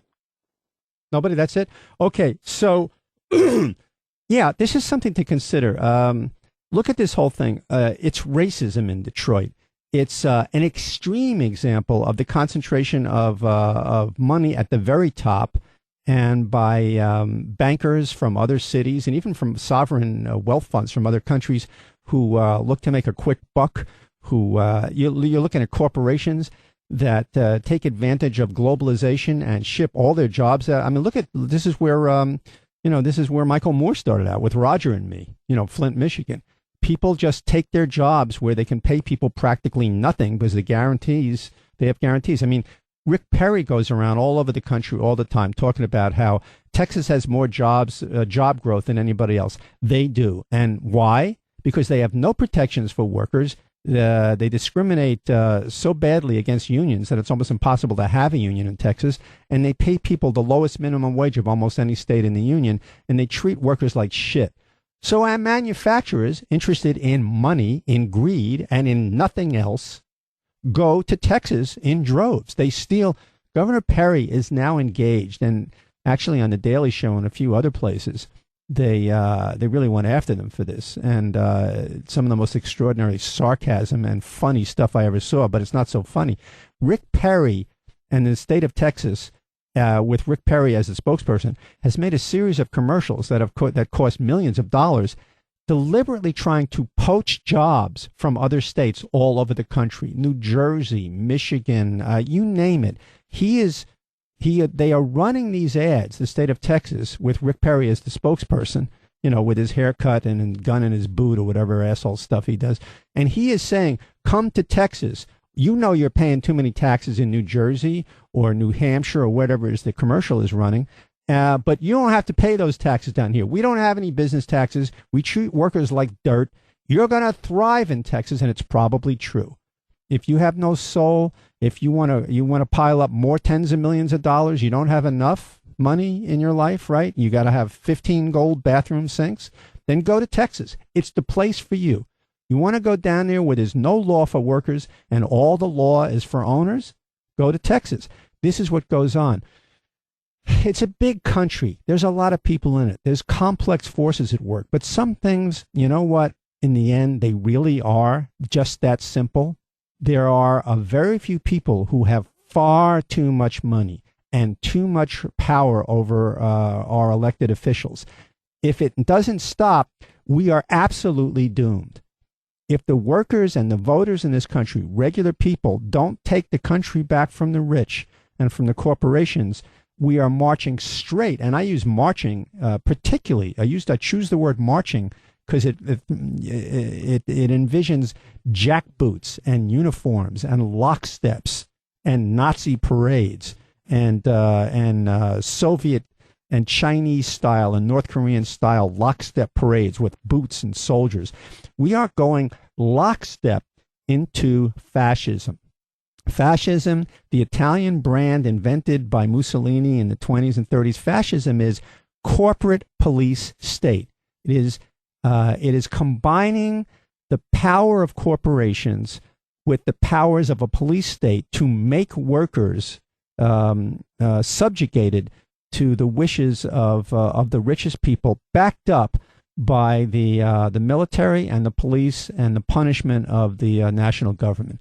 It's fascism. And if you step out of line, you say one word, you blink funny, you're out of a job, you might be out of your life. You might lose your freedom, you might lose your life. Everything will be gone. This is fascism. And we are headed straight towards it in this country, straight towards it. And people in the middle of the country and other parts of the country, in the West and even in the Northeast and places out West and especially in the Midwest and the South, they don't see it. They are losing their jobs. They are losing their freedoms. They are losing their pensions. We talked earlier when we were talking about Detroit, about this county in Alabama, Jefferson County, this huge county, where they eliminated, I don't know how these people live. You had people down, they eliminated the pensions. There was one town down there, they eliminated all the pensions. Talking about hundreds and hundreds of employees in this very large town in Alabama. I forget the name of it now. Where a guy puts in 30 to 40 years as a cop, right, patrolling the neighborhoods, firemen, EMS people, nurses at the local public hospital. They put their whole lives into this. They're not earning that much to begin with. They save people's lives. Sanitation workers pick up the garbage so there isn't fucking bubonic plague and rats running all over your house. Teachers who teach your children so they know how to add and to read and write, and to be able to go to a higher level of school. The most essential people in any society, right? The most essential people in our society, these people making not that much money to begin with, They have no pensions. Now they're 55, they're 65, they're 75 years old. These people, sometimes they sacrifice Social Security. When you work for a county or a state or a city, sometimes because you're looking forward to getting a decent pension, you sacrifice your Social Security. I have an in-law who worked for a state in the Northeast for a long time and retired and gets, health benefits and, gets a pension from the state, but it's not that much. But he signed away his right to have Social Security. And now they're not being paid anything. How can we all live in a country where people who put this kind of effort in and this kind of work and devote themselves to the welfare of other people, which is what it's all about, how can they wind up having no money when some son of a bitch who lives on Park Avenue in New York City, who's the head of some investment firm, has $10 billion a year? When some motherfucker out in Kansas someplace, wherever the hell the Waltons are, where do they live? I don't know, Arkansas, I think, have $20 billion that they inherited, and they're sitting on it, and 200 or 300 million more dollars a year comes in from, and they're doing nothing. How can we live in this world? How long do we take this shit from these people before we take it back from them? And I'm not talking about voting. I'm not saying what I'm talking about, but I don't see voting doing it.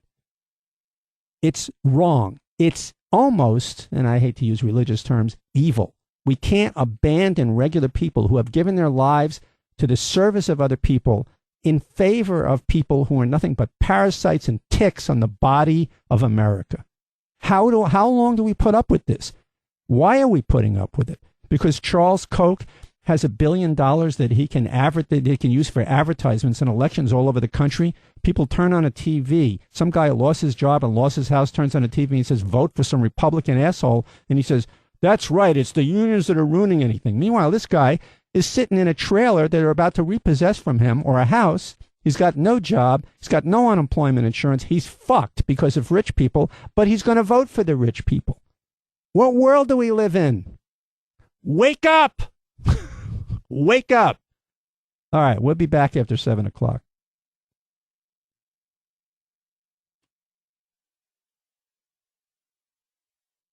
Okay, we're back. Sirius XM Left 127. This is Mike Fader.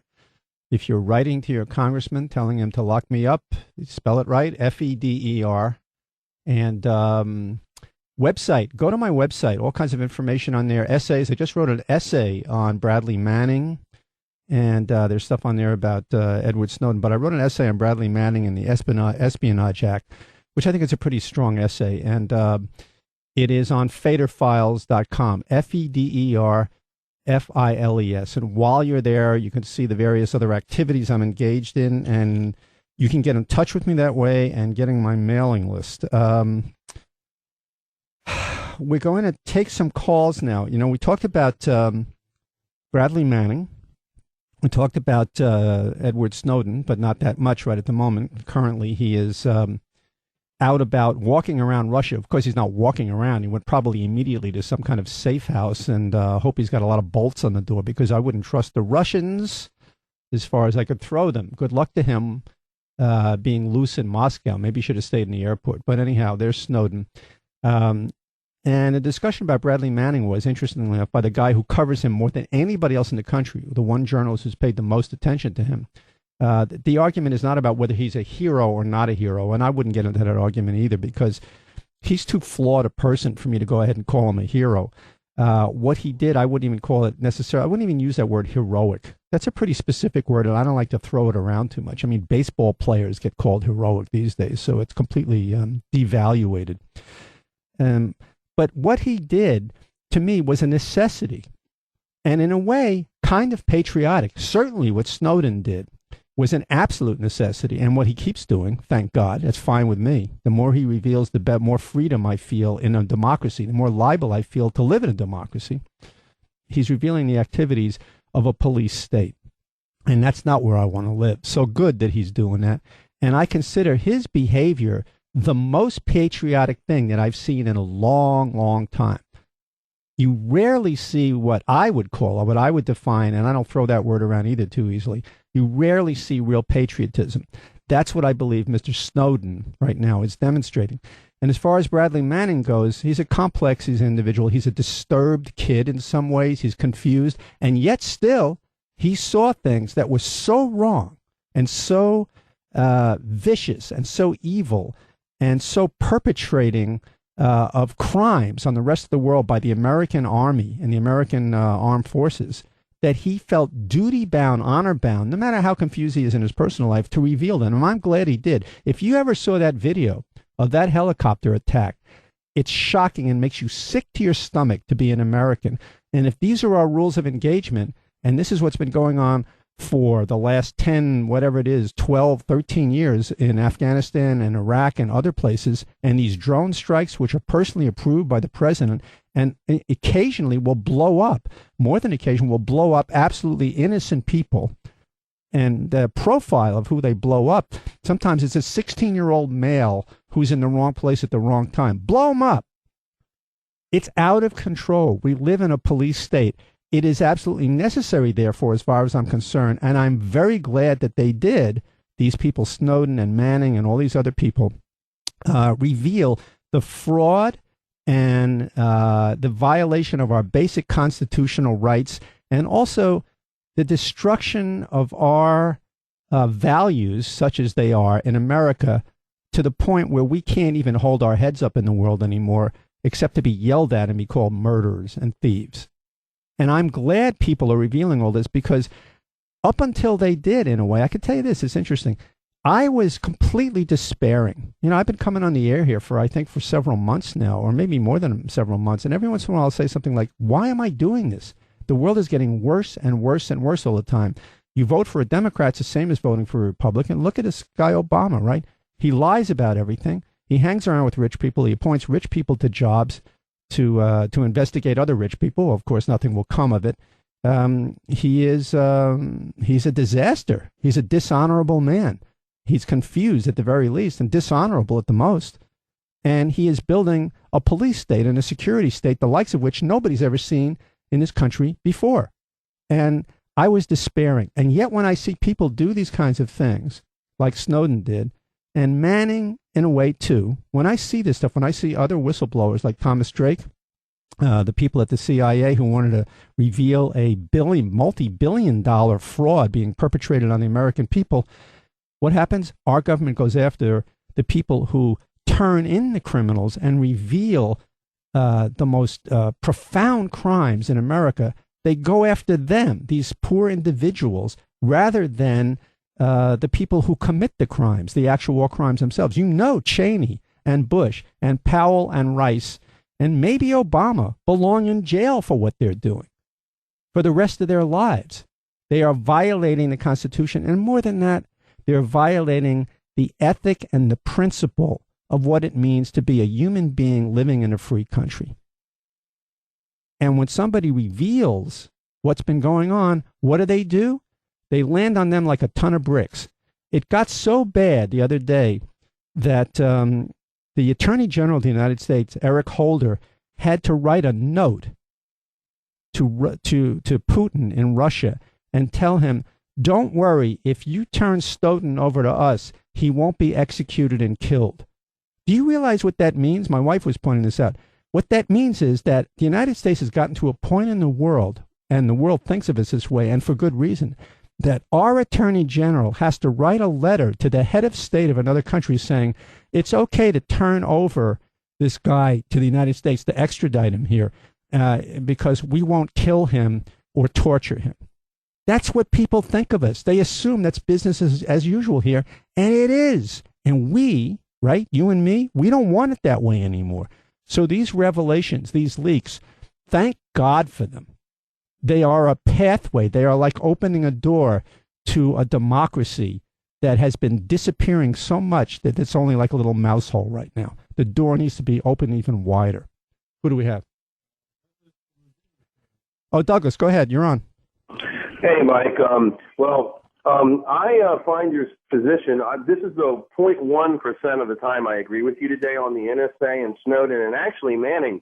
And I guess what I'm perplexed by your position as far as being against the president and the spying, because, and I just want to explain to you why and see if I can come to a better understanding of what you're about. Mm-hmm. Basically, you know, I guess it starts with the DHS threat assessment list, the domestic terror threat assessment list that was leaked. It was a leaked document that Janet Napolitano ultimately apologized for. At the top of the list was Christians, returning veterans, Tea Party patriots, Second Amendment advocates, constitutionalists, conservatives, right-wingers, Republicans, anti-abortion activists. Basically, you get the picture. You know, that's her list. I just want to add that the FBI list of real threats to the United States. This is the Department of Justice and the FBI's list. They have a separate list, which is anybody who protests the war, anybody who is in an Occupy movement, anybody like that is a terrorist. Literally, they use the word terrorist. Go ahead. Okay. Well, as far as the DHS assessment list, the Occupy or leftist socialist ideologue was not on that list. Now, I guess my point that I want to make is this. The threat mitigation for the domestic terror threat on the threat list, which she ultimately apologized for, is basically what they're acquiring for threat mitigation is the hollow point ammo 40 caliber rounds over $1 billion, which has been purchased by DHS for the domestic terror threat mitigation, which is illegal according to the Genevan Convention. Mm-hmm. It's not legal in wartime to use as ammo, and yet our government is acquiring it because the government can, as far as policing of the state or country, can use whatever kind of ammo they want. And so my question to you is, I guess I don't see it that you're on that list, because I know that you're sympathetic to Occupy. That's not on the list. Basically, Islamic terrorists are not on that list. And that's why I believe the FBI, even though they have the Tsarnaev brothers' names and got the heads up from Moscow on the intelligence on these boys, didn't go after them because they were too busy barking up what I call the Liberty Tree. Now, my question to you would be this. You know, it seems to me like President Obama has to do this stuff so he can get people like me out of the way, and then he can really and truly implement everything he wants, which I believe is actually mostly what you want and are sympathetic to. You just don't realize that he's got to do all this underhanded, nasty stuff to people like me and eventually get us out of the way so he can bring it about. I mean, look. Whoa. Bring what about? Bring about what you want, which is the socialist utopia state. Whoa. You actually, this is something that always absolutely astounds me. You think that Barack Obama, the champion of corporations and the rich, a hood ornament on the Rolls Royce of American capitalism, you think he's a socialist? I think that that's a stepping stone to using them for a stepping stone to eventually get rid of them. Because, see, I support... But wait, really, you think that Barack Obama is a socialist? Well, here's the thing. I support those corporate interests, and I'm a little guy. Now, I know you call it fascism, and you also call Christians like me. You don't like us, you hate us. Okay, fine. Well, you're throwing these generalities all over the Christians like you. What kind of Christian are you? I'm a Presbyterian. And you have heard me get on here. Have you never heard me say always when I talk about Christians throw in the word fundamentalists? I mean, look. The point is this. What is the point? Would you be more specific? Because you're generalizing too much. Go ahead. This is not a generalization. The Christians are at the top of the list of the DHS threat assessment. Okay, list. Let me answer that one. It's wrong. She shouldn't have a list like that. She shouldn't pick out any group of people and portray them as a terrorist threat. It's wrong. It's un-American. Let me just finish. Basically, Mike, you and I are enemies. I am your enemy. I'm your enemy. What are you talking about? Your enemy is your friend, and that is the government. So, let me just say this. Yeah, go ahead, Douglas. I have no idea what you're driving at. Okay, here's what I'm driving at. If the government sat it out and let your side and my side have a war, your side would lose, okay? But if the government joins in with you and you join in with them, you might have a chance. It's going to be real painful, but you might be able to beat us Christian Tea Party patriots in a war. Now, they've got the billions of rounds, cameras everywhere, military hardware, militarization of the police. It's not for you and Occupy. It's a tool of Obama to be used on us, and he's using the corporations to get that point, and he's going to be the death of the corporations, which I support corporations. I'm against you and everything you believe in and are about, but I can tell you this, Obama is all about what you want. You just don't realize it yet. Get behind him on exterminating people like me. That's what I'm saying. Okay, I will. I'll try as hard as I can. Thank you, Douglas. You should. Okay, good night. Good to have you. Have a good time at church next Sunday. So what do we have? Who do we have? I was going to say, who do we have next month? Maybe I should say, what do we have next? George from Pennsylvania. Go ahead, George. Absolutely. That shit fucking crazy. Yep. But you go ahead. I mean, can you believe it? I was trying to, first of all, I was trying to agree with him, first of all. And secondly, I was trying to understand him and get a certain logical discourse going. But he was launching himself like a rocket. There was no way to go off, and no way to stop it. The idea that Barack Obama is anything but a corporate statist. Yeah, The most powerful people in this country is just absolutely incredible to me that people can believe this. But I have no idea how somebody like Douglas could possibly believe what he says. He is living in such a delusional state. But maybe that is the result of this kind of the success of people like Charles Koch using all these fake think tanks and all these advertisements to convince people like poor Douglas that what is black is white and what is, yellow is blue. I don't know. I guess it's been an incredibly successful campaign. What I called to ask about, Mike, is we're talking about Snowden and Manning. And one of the things I see, and I don't understand this because I don't understand how they can think this way. People probably like Douglas or people on the right wing will condemn Bradley Manning for what he has done, condemn him to death, condemn him to a lifetime in prison. He's a traitor. He's committed treason. And in this very same breath, they will turn around and say that Snowden is a hero for what he has done. And I really can't wrap my mind around that difference, why they think one person's a criminal and one person's a patriot. I wonder what your opinion was on that. Well, so now tell me again, which people generally that you say are saying this? I spend a lot of time, more time than I should on the internet, on conservative websites. Uh-huh. Discussing, the politics of the day. And what they talk about, when they talk about Snowden, they talk about, here's a guy who's standing up for America, and he's standing up for what's right in America, and he's revealing the dirty little secrets of America, and he's a true patriot, and he stands for liberty. Mm-hmm.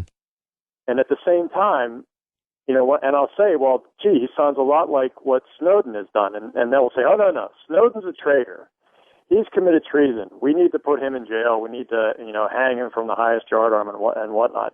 And what I see are two guys who are revealing the dirty little secrets of the corporate state, and yet one guy's a patriot and one guy's committed treason. And I just don't understand. That is why interesting. They think that way. It's interesting that so you had the other day, for instance, just to buttress the kind of conversation you're starting here.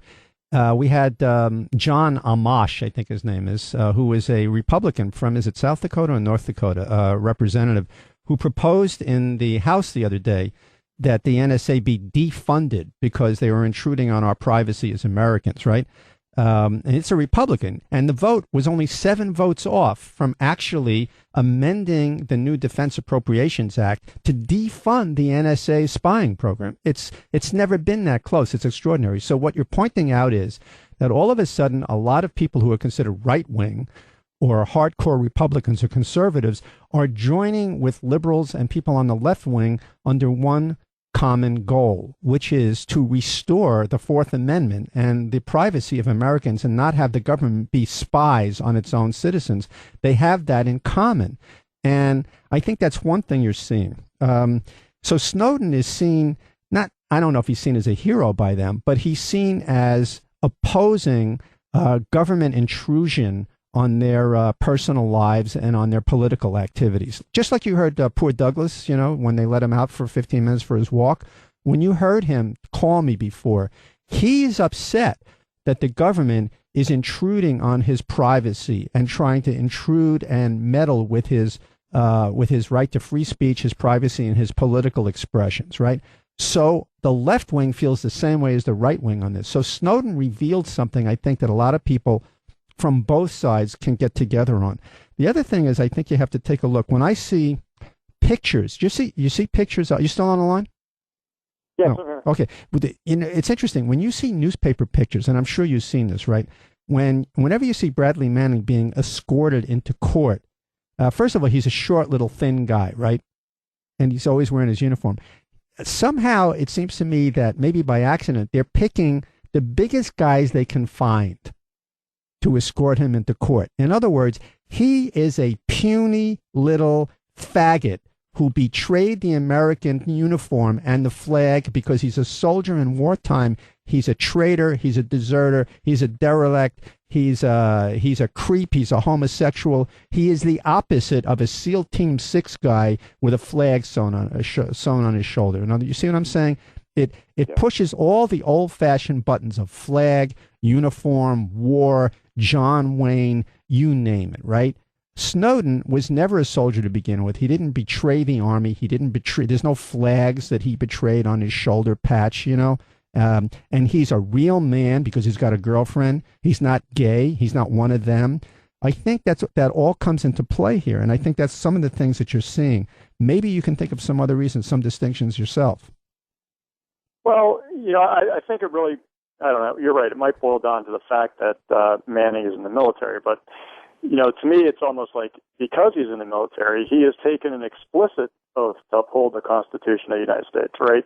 He's not some private contractor, working for big bucks, in the private sector. Manning has done has been he has upheld his oath, the explicit oath that he took to uphold the Constitution. These soldiers aren't supposed to just follow orders, right? That didn't work at Nuremberg, and it shouldn't work today. That is an extremely good point. That is a very good point. He had a higher level of courage and a higher duty in a way because he actually took an oath. And I think, what did it say? To protect the United States against all enemies, foreign and domestic. He is protecting the United States, that is you and me and every citizen in this country, against domestic enemies. And it's not what was intended originally, which is like, whiskey rebellion or uprisings of militias, in various places. The real domestic enemies of the United States these days are the people who run the United States government. And so actually Bradley Manning upheld his oath. That is an excellent point. I haven't heard that before. Yeah. And, that's the kind of patriotism that the Tea Party people and the Second Amendment people shout from the rooftops, right? Someday we're just going to have, the tree of liberty must be refreshed by blood and all that nonsense. Well, when it actually happens, they turn on these people and they just want to, they want to stick them in the deepest, darkest hole they can find. Well, that's what patriotism looks like. That's what upholding your oath to the Constitution looks like. It's not pretty and it's not popular. And for these people to just shit all over this guy is, it's anathema to what they say they stand for. No, I think excellent points. Absolutely excellent points. And Douglas, I hope if you've wiped the foam off your mouth and taken off your paper airplane hat, you're listening. Who do we have? Thanks, Mike. Take care. Thanks for calling. Who do we have next? Leon in Texas. You're on. Well, after hearing Douglas talk like that, I just thought, well, maybe we do need this NSA to figure out who in the hell are the guys that are the mushrooms growing in the Alex Jones bullshit. It is funny when you think about it, is that when Douglas talks like that, then you begin to think, I'm glad they're watching out and spying on people. But yeah, go ahead. There's too many nuts out there, and I'm starting to call the Tea Party. They think it stands for taxed enough already. I think it's treasonous evangelical assholes.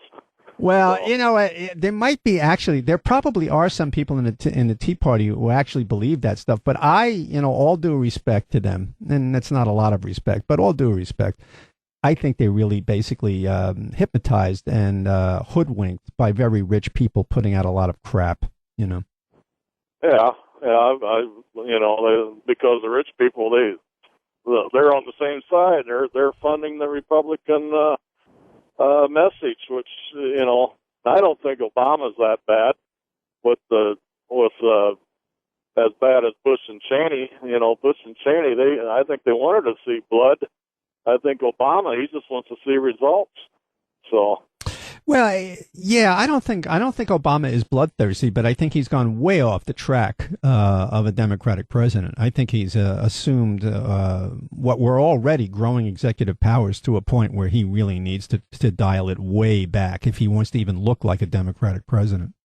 But then the Republicans, Cheney said the president, or he wanted Bush to take the more power up. So when Obama got in there, and he doesn't get no help from the Congress, they're all obstructionists. So hey, he has to take as much power as he possibly can. Well, yes and no. I mean, if he wants to make a point, for instance, there are hardly any federal judgeships that have been filled for the last 10 years because the Bush people wanted the entire, federal justice system to break down so they could just basically punish people and sentence people and lock people up without justice at all.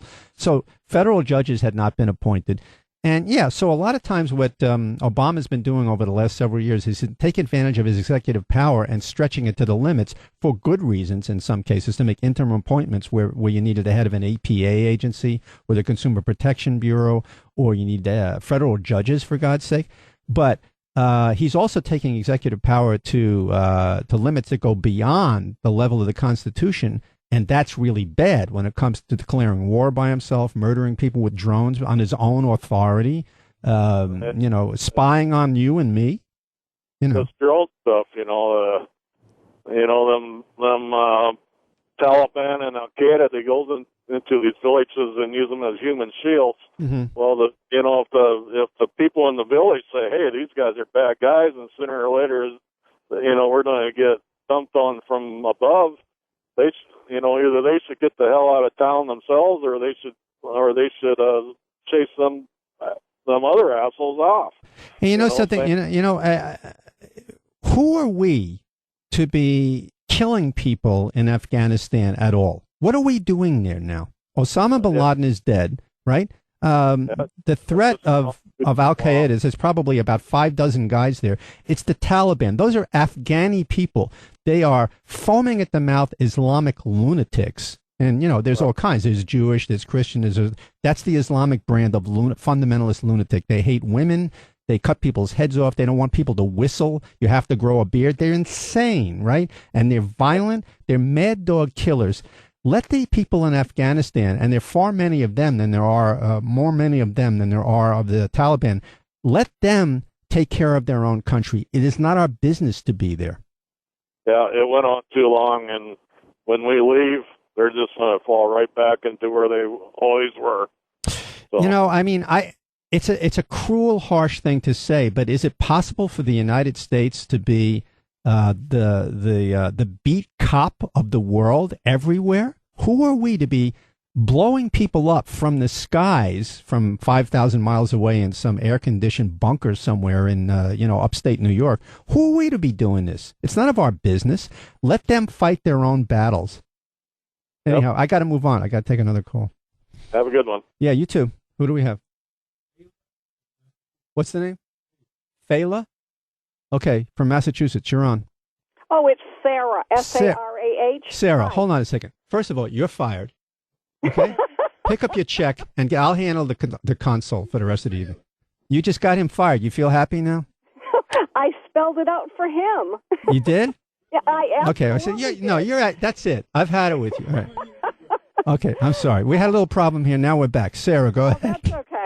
I feel bad for Doug. I didn't realize that Presbyterianism drove people crazy. I thought it was the more fundamentalist religions that did that. See, now you know something new. You learn something new on the radio all the time. I did learn something.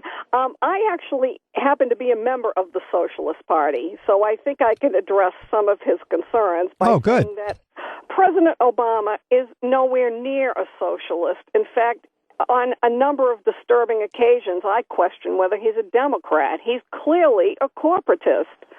And I think we almost have to get away from talking about Republicans and Democrats because so many in the Democratic Party are now corporatists.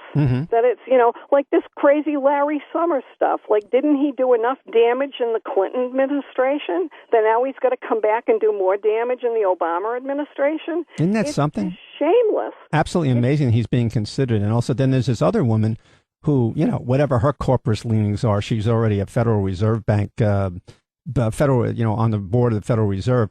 There's a lot of talk about this woman, Yellen, I think her name is, the other candidate.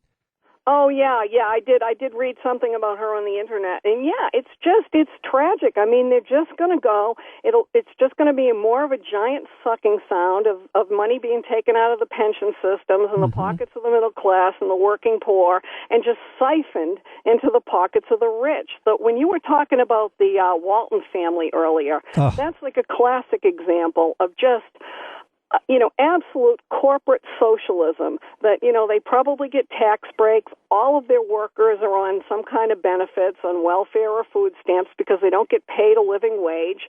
And then the Walton family get to sit around and bitch about socialism. See, that's something, let me stop you right there. That's something that people should understand. People who think that they're on the right or claim they're on the right without really understanding what they're talking about. When 80% of the employees of Walmart, and we're talking about several 100,000 people just in this country alone, when 80% of their employees are on some kind of financial assistance from the state or the federal government or food stamps, that means that you and me, including you in the Tea Party, your taxes are going to pay these people. It's not these people you're paying the Waltons. That's right. Welfare, because they won't pay their employees a living wage. So you should understand how this works. Absolutely. I'm 58 years old, and I remember when companies really did think that it was in their best interest to provide vacation time and health insurance and sick days. And, I put myself through college working in factories where the factory owners took their obligations to their employees seriously, and they kept their manufacturing in this country. And I tell everybody this all started with Reagan, and everybody's like, oh, Sarah, you've been grinding that axe for, 40 years now. But it did. This outsourcing, this contempt for blue-collar work, this, just utter contempt for average people started under Reagan. And it just goes on and on and on. Well, and it continues. It thrives under this current Democratic Party, which is a corporate party. Oh, I called, Joe Kennedy is my new representative after Barney Frank retired, and I called their office the other day livid because he voted to continue this NSA stuff. And I'm like, you people are just, that's absolutely absurd. What kind of response do you get when you do that? Well, they were kind of surprised because I went through the whole thing about I'm a middle-aged woman who's ready for the revolution. Well, I've been ready for the revolution since 1970. But what's his excuse for voting for an outrageous thing like that? Well, because they kind of supporting Obama. They hemmed and hawed, and there was really no explanation for it other than, of course, they're kind of towing the party line. And it's hack party loyalty. It's all just self-serving crap. If this stuff was war crimes under Dick Cheney, then it's damn well war crimes under Obama. I don't like these Democrat apologists for Obama. If he's doing wrong, it's wrong. Just because he's a Democrat doesn't make it right. It's still wrong. It's still evil. It's still war crimes. When you were talking to the other guy earlier about these crazy missiles, so you miss the terrorist house and you run it through the roof of a place where they're having a birthday party. Well, now there's the way to win hearts and minds. Well, it's just, it's absolutely ridiculous. I'll tell you something, you're in the same position I am. Obviously, you're angry and I'm angry. And then, of course, I've been very despairing, and maybe you have too at times. I mean, anybody who feels the way we do has to experience at least momentary, if not fairly recent, current despair when you pick up the paper all the time. But you know what I've been seeing lately? Because I interview a lot of people on the radio and I talk to a lot of people. What's happening is at the local level, inevitably, at the local level, you have groups in northeastern Pennsylvania recently who, because of their,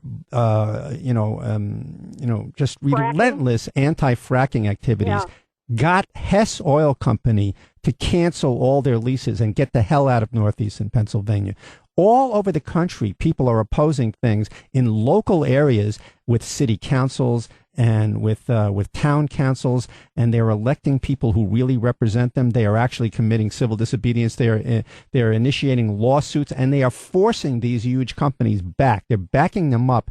It's the most encouraging thing I've seen in decades. I absolutely agree. I had high hopes for Occupy Boston. I really thought it was going to go someplace, but, you just have to have some leaders in these movements. The kids just, I agree. There's no direction. I agree. Just this amorphous mass of, well, I want this and you want that, and, they carried this.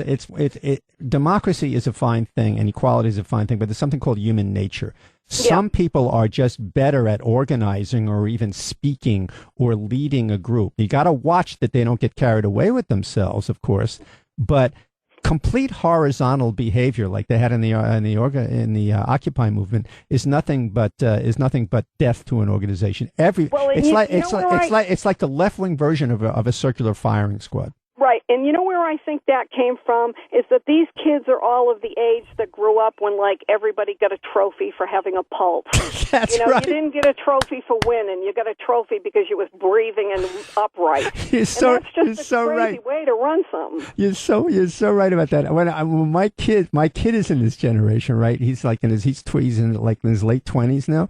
And he was in a soccer league in Manhattan. They have this we live on the Upper West Side, which is sometimes called the Upper Left Side, right? Yeah. It's maybe next to or more than maybe one little place in San Francisco. It's the most left-wing congressional district in the history of the United States, right? Mm-hmm. Okay, so he's in a soccer league. So we take him to the soccer league. There's 12 teams, right? And everybody's on the side. This is human nature, right? Everybody's watching the soccer game. I'm watching the soccer game. And, of course, inevitably, there's some fathers who lose their minds, even though it's supposed to be politically correct liberals, right? They stand. These are, and, of course, you know who these guys are. These are the stockbrokers and the doctors, right? Of course. And they stand on the sidelines and they say, kill him, like this, right? and everybody else is saying, Johnny, don't knock him down, and the kid comes and says, but Mom, he's on the other team, Don't worry, we're not keeping score. There's no winners or losers here. So at the end of the soccer season, you know what I mean? We all go to the auditorium at the local junior high school, and they all got the same trophy, even though one team beat the other team, beat the other team, beat the other. The kids knew, by the way, who was the better team, and they all wanted to be better, like the better team. But they all went up one after another. One team their record was 1-12. Yeah. And they got up and they got the same trophy as the team that was 12-1. Yeah. You're right. They can't tell the difference between structural dynamics anymore. Like who? Yep. Anyhow, absolutely. Listen, I should move on. I got some other calls. Well, thank you very much. This was great. Yeah, thanks for calling. I appreciate it. Okay, bye-bye. Okay, who do we have? What? Oh, you got fired. Yeah. Oh, I got to figure this out myself. Push a button, would you please? Okay, I'm sorry. You're rehired at a raise. Yeah, I'm rehiring you at a higher salary. Yeah, signing bonus, whatever you want. Just push a button. Who do we have? Go ahead, from Texas. You're on. Hey. All right. You guys are great. I just wanted to call in and just talk about the direction of the country and go ahead. The way the Republican. Can you hear me? Mm-hmm. Mm-hmm. Okay. The Republican Party seems to have been taken over. It used to be called the religious right, and they've pretty much fallen in line with big business. And I'm really concerned with that because it's shown itself all over the place. It's almost like if you don't believe their way, you're not an American. If you don't believe their way, you're not part of their religion. Mm-hmm. So you talk to any one of them, and it's their God before country every time. Yeah, and it's a shame because I think it was Khrushchev that said years ago in the '60s or something that we would destroy ourselves from within. Mm-hmm. And I think it's happening. I think if we're getting the guy that nutcase called a while ago. Oh yeah, poor guy. Threatened everybody. he's not alone. He reveals himself, but he's not sitting there by himself. He's part of a cult. Wait, let me ask you this question. Where do you think that guy and people like him, where did they get this attitude or this information? How did they become like this? His eyes are glazed with a holy beast. You know? But really, I mean, is following. Yeah, he's following somebody. Who is he following? That's right. Well, and that's what I'm getting at. I think that there's a religious backbone on this that's not from Jesus. You know, if it was, they'd be out there protesting the reduction in the food stamps and all of that. Mm-hmm. But it's not. They're following the big business. They're keeping real quiet and just going along like the sheep. Except for these guys that have the guns. That's the thing. That's the thing that always. They're at war with us.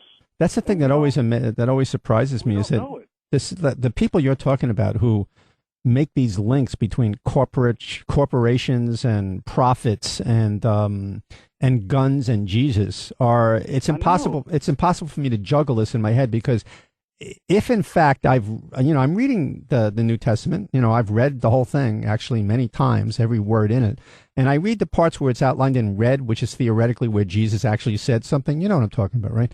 Right. And those parts I read, and I don't really necessarily read so much what the other parts say, because the other parts, who knows who wrote that and when they wrote it? I don't know.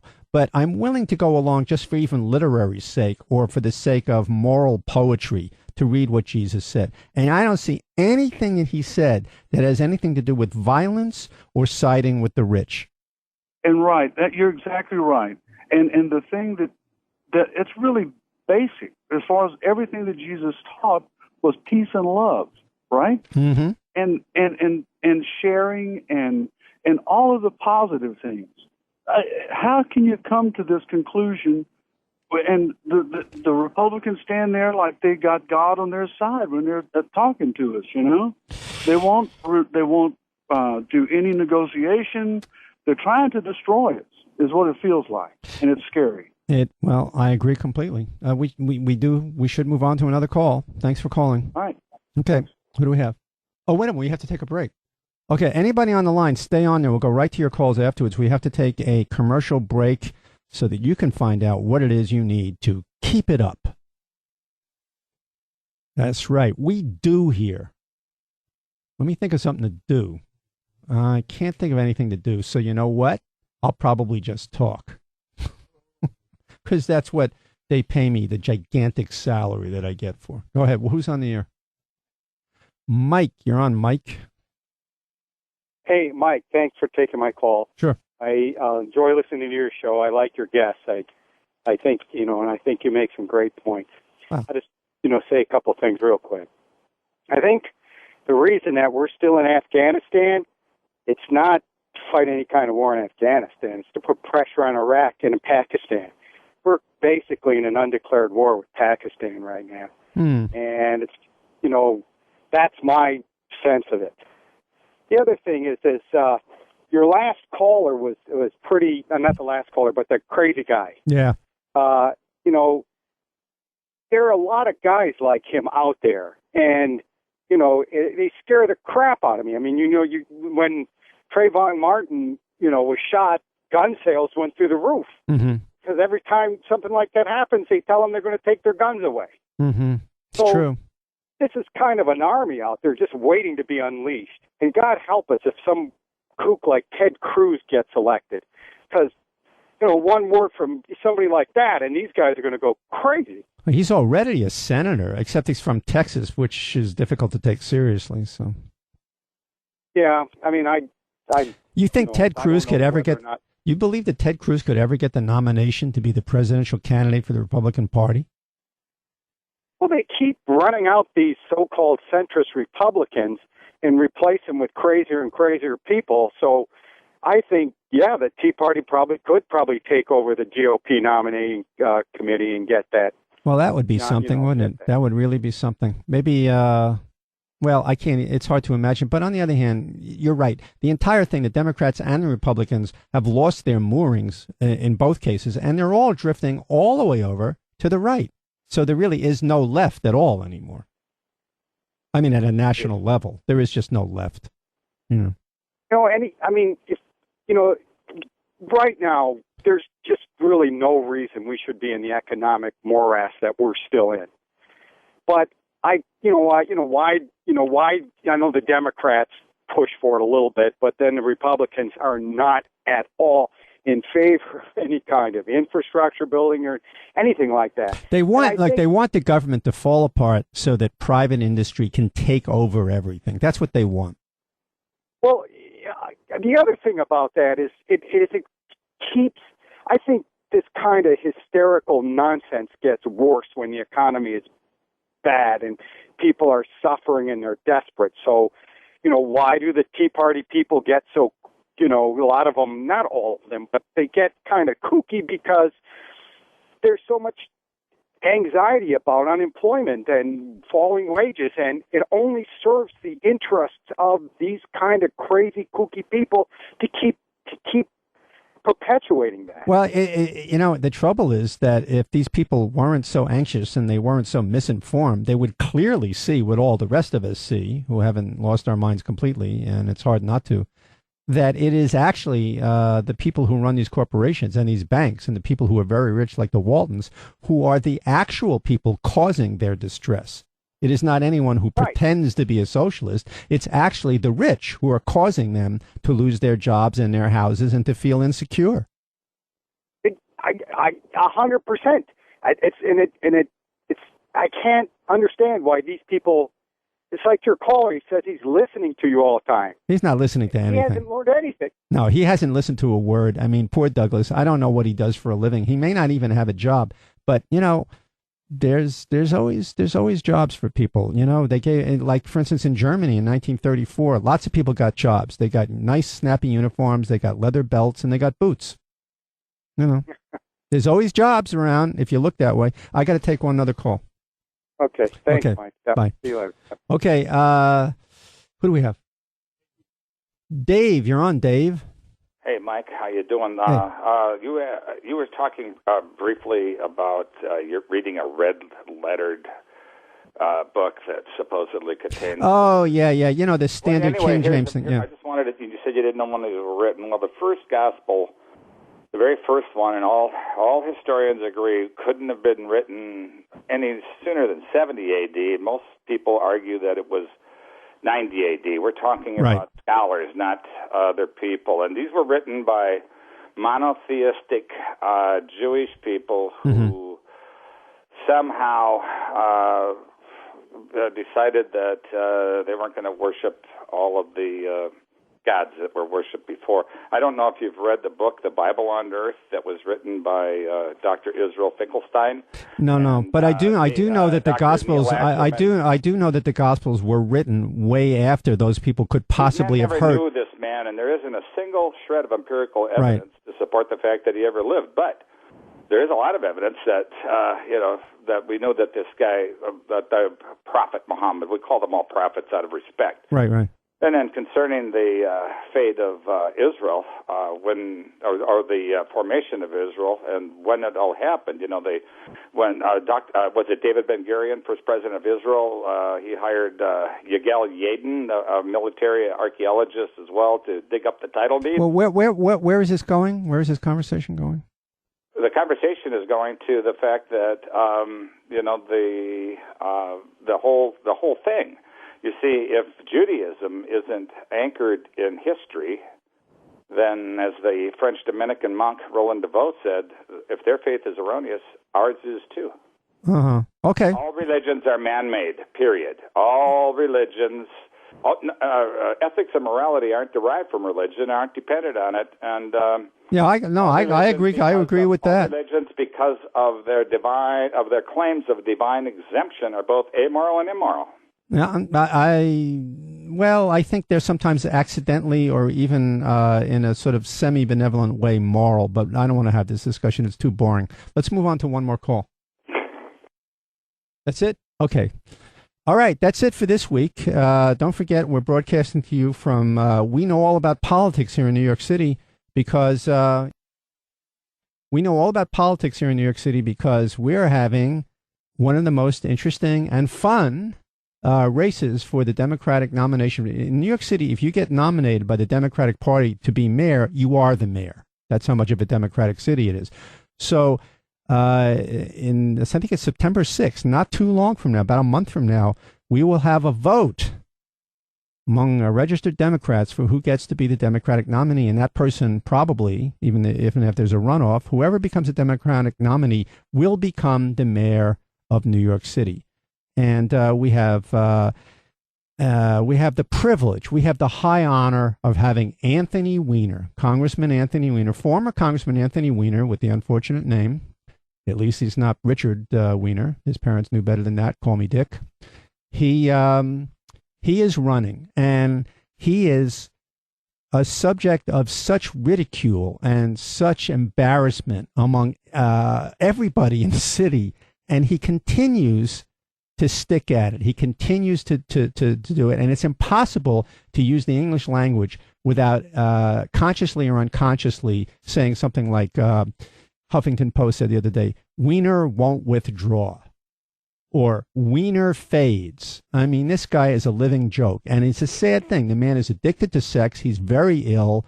He's addicted to public exposure, you should pardon the expression, and he's the guy who's running. Fortunately, there's enough intelligence in New York City among people that he has slipped way down below every other candidate and doesn't have a chance at all, but he will not leave.